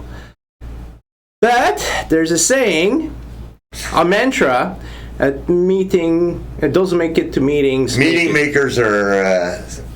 Stay sober or whatever. It's something to do with meeting butchered makers. that, right? Meeting makers make it. Yes. That's it. Meeting makers Because I never make use it. that phrase. But yeah. Yeah. I never use it, but yeah. Yeah. It sounds very 12-steppy, but they don't say that in 12-step. That was where I was going before. But just wait, just Yeah, to go finish ahead. on this. Like, it doesn't matter the percentage of truth to that. If there's 1% of truth to the fact that meeting makers make it, it's important to say it. Yeah, I believe in early recovery, especially. Yeah, we explained that. I explained why I needed it. Yeah. It was my coping mechanism for my schedule, and it was my place to get that 100-pound weight off. But the one thing I do know I don't know how many people. It's not like I was cognizant of it at the time, but the minute I got out of Heritage, I was working on my self-esteem. The minute I got out of Heritage, that was like my number one thing. It's like I knew it. That was going to be a problem. Like how much time have you heard me in shares talk about go do this alone. Go to Ottawa. Yeah. Treat myself. Do the Yes. tattoos. Get them now while I have the money. Everything. Self-care. How many times have I talked about self-care? I talked about cross-addiction. Yeah. Starting with tattoos and buying clothes. But you know, like you have an LT definition of self-care. It's not eating ice cream in your bathtub. No, but I knew self-esteem is an issue. Yeah. It's still in therapy is an issue. And prior to addiction. It was weird because nobody told me, like coming out, like nobody there just said, "Well, when you leave, work on your self-esteem." It wasn't told to me. I came out almost instantly knowing that this was something I'm gonna have to pay attention on, because if my self-esteem gets low, I go back to where I was. Yeah, and you know that's something That we was- have in common. I never discussed that with you, but my counselor, when I was in Heritage, I was a straight A student kind of guy in my life. You know, like I aced everything, so I needed extracurricular thing, and I had 6 chapters of pretty heavy course on self-esteem, like university stuff. Right. And that also changed my life. In concurrently to doing the Smart Recovery program, I was working a pretty intense and heavy course on self-esteem. And I guess it led to dramatic events in my personal life. Right. The fact that I started to have self-esteem as an adverse effect. On certain people around you. Yeah, let's say it this way, and we're gonna have plenty of time to discuss that Yeah, in the yeah. moments. But yeah, we have that in common. I knew that my low self-esteem was a key driver into my addiction, and that if I don't value myself enough to do things for myself, I don't value myself enough to stay sober. That's for sure. I believe it's co-current. It's running parallel with my program. Yes. That it was. That's correct. It was Paul. It was a separate part of my program. My program is what I learned and the tools and the techniques and CBTs and the REBTs and that. Yes, but the other thing, only I could define it. Right? To get to my self-esteem, or to keep my self-esteem and to build my self-esteem. Only I know how to do that. Right? Yeah. Pretty much nobody else is going to really be able to do that for me. I have to do stuff I love. I have to love who I am. You know, all these things, I have to let go of guilt and shame. How many times have I said guilt and shame are no fucking use? Because that's the other thing where 12 Steps and I very much differ. I have no use for guilt and shame. It is pointless. It is behind me. It is done. We go back to the thing that I admire in you is that you let go of everything. And this is where I used the name there. This is where she says I'm a 12-stepper. I hold on to a lot of things, right? And my guilt and shame is pretty heavy still.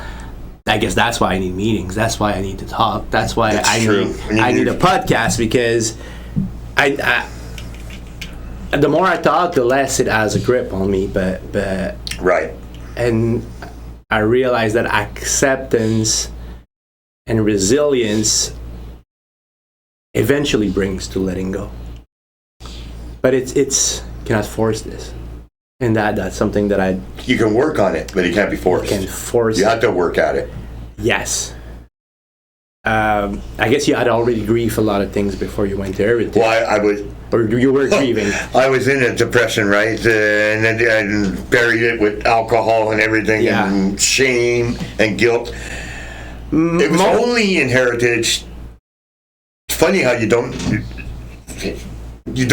know these things. You think you should innately know these things. Your brain Then I protects was- itself from it. Yeah, I was in a depression. I hadn't processed the grief. I just powered through it and did everything on my own, right? Yeah. Like a good man would do. Yeah, I got the home, I got the flowers, I got the cards, I did the government, I did this and that, go here, do that, notary, all this. No, just power through, keep going till it's done. And so I guess I only really started to process my grief a bit at Heritage, but it was in my therapy. And I will suggest therapy is important, people. No, that's where. And this is another divide where Yes. it becomes divisive with 12 steps. Yes. Therapy is really important. Yeah. Do not neglect your therapy, people. But that's the thing, right? The real grief started 5 months into my sobriety. Yeah, that makes sense. I was clear-minded, That's about where my therapy really. I felt 100% of my emotion. Yeah. And the trauma and the abandonment, and like I'm not complaining about my situations, but what I mean is that it has certainly set me back on my healing, let's say, not on my sobriety, not on my recovery, and not on my risk of relapse, but my self-esteem. Yeah. There, that one. we took a few steps back. And my sentiment of self-worth, and then the pathological critic in my head was not my voice anymore, was somebody else's voice. And I would acknowledge that blame as being true, and I would punish myself daily. Like I was talking about emotional relapse earlier. I had quite a few of these. You also had a lot of time on your hands being alone. That doesn't help, right? You were like, you're thinking more too, right? I was never alone in my life. I've been a father. You're alone. Yeah. I've been a father 24/7 for the past 15 years, and all of a sudden I'm alone, and I'm not like actively working a program. I'm not, sometimes I believe I would have been better off in a psych ward because my thinking was just out of control, and my meds were definitely not balanced. I was much more miserable 5 months sober than I was getting into the facility. But then again, Smart saved me. Heritage saved me because I kept working the program because I already knew it worked. And I feel like I'm just maybe emerging right now from that darkness, but darkness happened while sober. And the things I had to accept before, I had new things to accept. Like my emotional relapse brought me perhaps back to step one. Right. So, at that same time, no, because I already had my sobriety under the belt, and I did not relapse on substances, but I had to rely on the tools much more. I had to rely on the meetings much more. I had to rely on my mantra much more, and I was definitely much more vulnerable because I'm a codependent person, and I came to realize that this withdrawal is definitely harder than for me. I would argue it's probably it's hard for everyone. This is completely emotional withdrawal now. You're talking not physical anymore either, necessarily. But it was physical. It's physical too. Yes. At the beginning, it was physical. It was biological. Yes. But then it became everything else. The absence, the emotional. But the windmill for connection. Regret and shame. Yeah, is just unstoppable. Unbelievable when you get to that point. Yeah, it's funny. I don't know if it's me or it's definitely me. But I mean, there's a thing I do that I don't dwell in shame or guilt too much because. Oh, there's nothing good there, but I cannot help my brain to go. Yeah, I realize that. I have it too because I just dealt with it today in my therapy. But it's funny. I have to address it in therapy. It's for me. I can almost put it away most of the time, but it's subliminal. I don't see it attacking me because of the format. Because of the way I avoid things or I push things. So I have to deal with it in therapy because I'm not even cognizant of attacking myself in other times. Only when I get to therapy and I have to start to talk about something do I realize, okay, I was attacking myself. I'm attacked, and no wonder I felt, but it's only when faced with dealing with it, which I don't do in my spare time. It's like I literally spend the rest of my time self-care. Build self-esteem. And that's great. That's Because a great balance. I go to therapy to tear it all down again. You know what? I disagree a lot, and I believe you're joking. I am joking. But you understand, you come out feeling fact- better. But I mean, fact I that- don't face it till then almost. Yes, but the fact that you see it Yeah. and you're not running away, you accept it. And I never saw it before until now, until these tools, until therapy. This is what I'm saying. You do know that All this 80% stuff of the healing is necessary. done, right? I don't know about that. Oh, let me tell you. Once you see things and you do not refuse to accept them. Yes, this I'll agree with you there. I do see things, and I don't refuse them. You even talk about them. Which I never did before, right? The Irish family, okay, 50-year-old guy, Irish family. Never cried. Not true. I didn't cry, but therapy was not like bandied about. So yeah, but yeah, for some reason, it's my neuro. It's even like CBT and all that. I don't think I would have been able to function. I've talked about this before. I don't think I would have been able to function anyways without these tools. That's the thing. That's why. You could have brought me to 12 steps, and it wouldn't have worked. Even if I believed, I don't think it would have worked without these tools, these behavioral therapies, these REBTs, and the mindfulness it creates. People talk about mindfulness in 12 steps. That's bullshit. The mindfulness comes when you know yourself, you catch yourself, and you dispute your irrational beliefs and everything else. Yeah. It comes from starting to understand your behavior. Exactly, because before any form of substance abuse, at least my problem is behavioral. Yes. And smart, they actually go into that. It comes from the very beginning, yes. Beginning, yeah. Like, and that's the thing. You're not an addict, you got a behavior problem. but accountability in the way Smarts explain it is that, yes, you have a medical condition. Yes, your brain is permanently altered. No, yes. No, it's not your fault, but it happens to be the result of your behavior. Yes, exactly. But it's not like they're criticizing you. No, you didn't know. You didn't do that knowingly. They don't diagnose you, but boy, did they point you in the direction like, well, ADHD and, oh boy, neurodivergent. I never heard that word till I went to Heritage, by the way, neurodivergent. That's interesting. Yeah, I never heard what the hell. I didn't know what the hell that was. I thought she was insulting me. I'm just saying I'm an étrange. Yeah. I think we're gonna have to wrap it up pretty quick. But wow, what an amazing time we spent together. You feel good? I could talk about, as long as the subjects keep rolling, I could talk about recovery all day long. Until I'm exhausted, actually, until my voice gives out. Maybe someday we'll do a marathon podcast. Well, might want a third person. Yeah. When you have a trio in a marathon, so somebody can pause sometime. Somebody can stop talking and have some gum or something. Yeah, no, we'll have to come more prepared, I think. The idea, I think... No, but I mean... Go ahead. What I mean by that is we knew all these acronyms and slogans and everything so fresh in Heritage and that. Yeah. And then we get here and we're going to talk about it and we're like, oh shit, I forget it.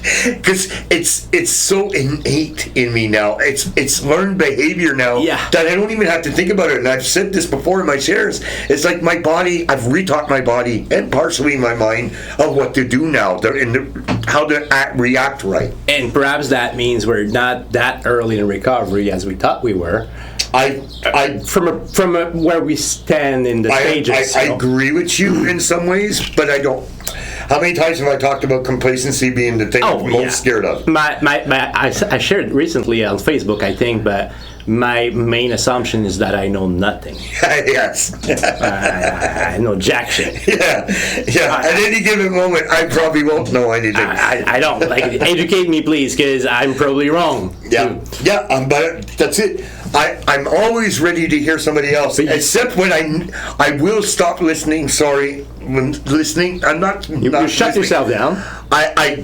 When I know what I'm hearing is not right for me or not right, you protect yourself. I automatically go into protect mode. Yeah, and that's okay. Yeah, yes, because I didn't do it before. What did I do before? I went home to drink and snort lines. You don't do violence to your own boundaries. You enforce them if people cross them. Exactly what we were taught to do.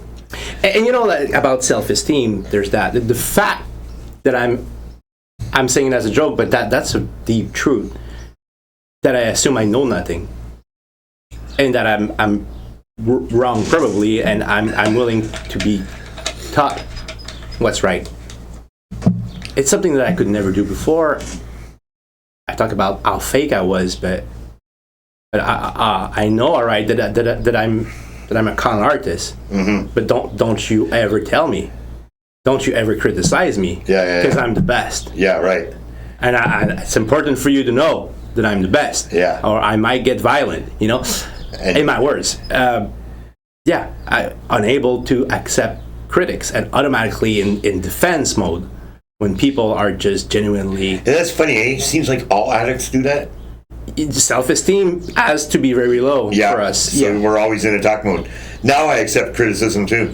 At work even, where I'm actually know what I'm doing. And I have to swallow its pride because I actually I'm being told by someone that doesn't do my job, and I've been doing it for 8 years, how to do my job. So, you understand what I mean? Yeah. And it's kind of like, where I never would let that go before, I kind of go, I'll try that. So I think the closing word for us perhaps might be that, self-esteem is also an other unavoidable thing to address. Without it, you're nothing, because it leads us. For me personally, I know it leads me right back. One time I revisited my history. Every worst point in my life is self-esteem. I'm convinced that with the level of self-esteem I had at the worst of my addiction, I could go live under a bridge. Yes. And sober drunk, or sober, but I don't have any value, so I cannot live a balanced life without self-esteem. Yep. So yes, that's the key word for today, self-esteem. I agree. Thank you for listening to us. It was a long pilot, but we'll edit it. we welcome your feedback, your suggestion, your input, or if you want to collaborate. Anybody that is interested in what we do, please come talk to us.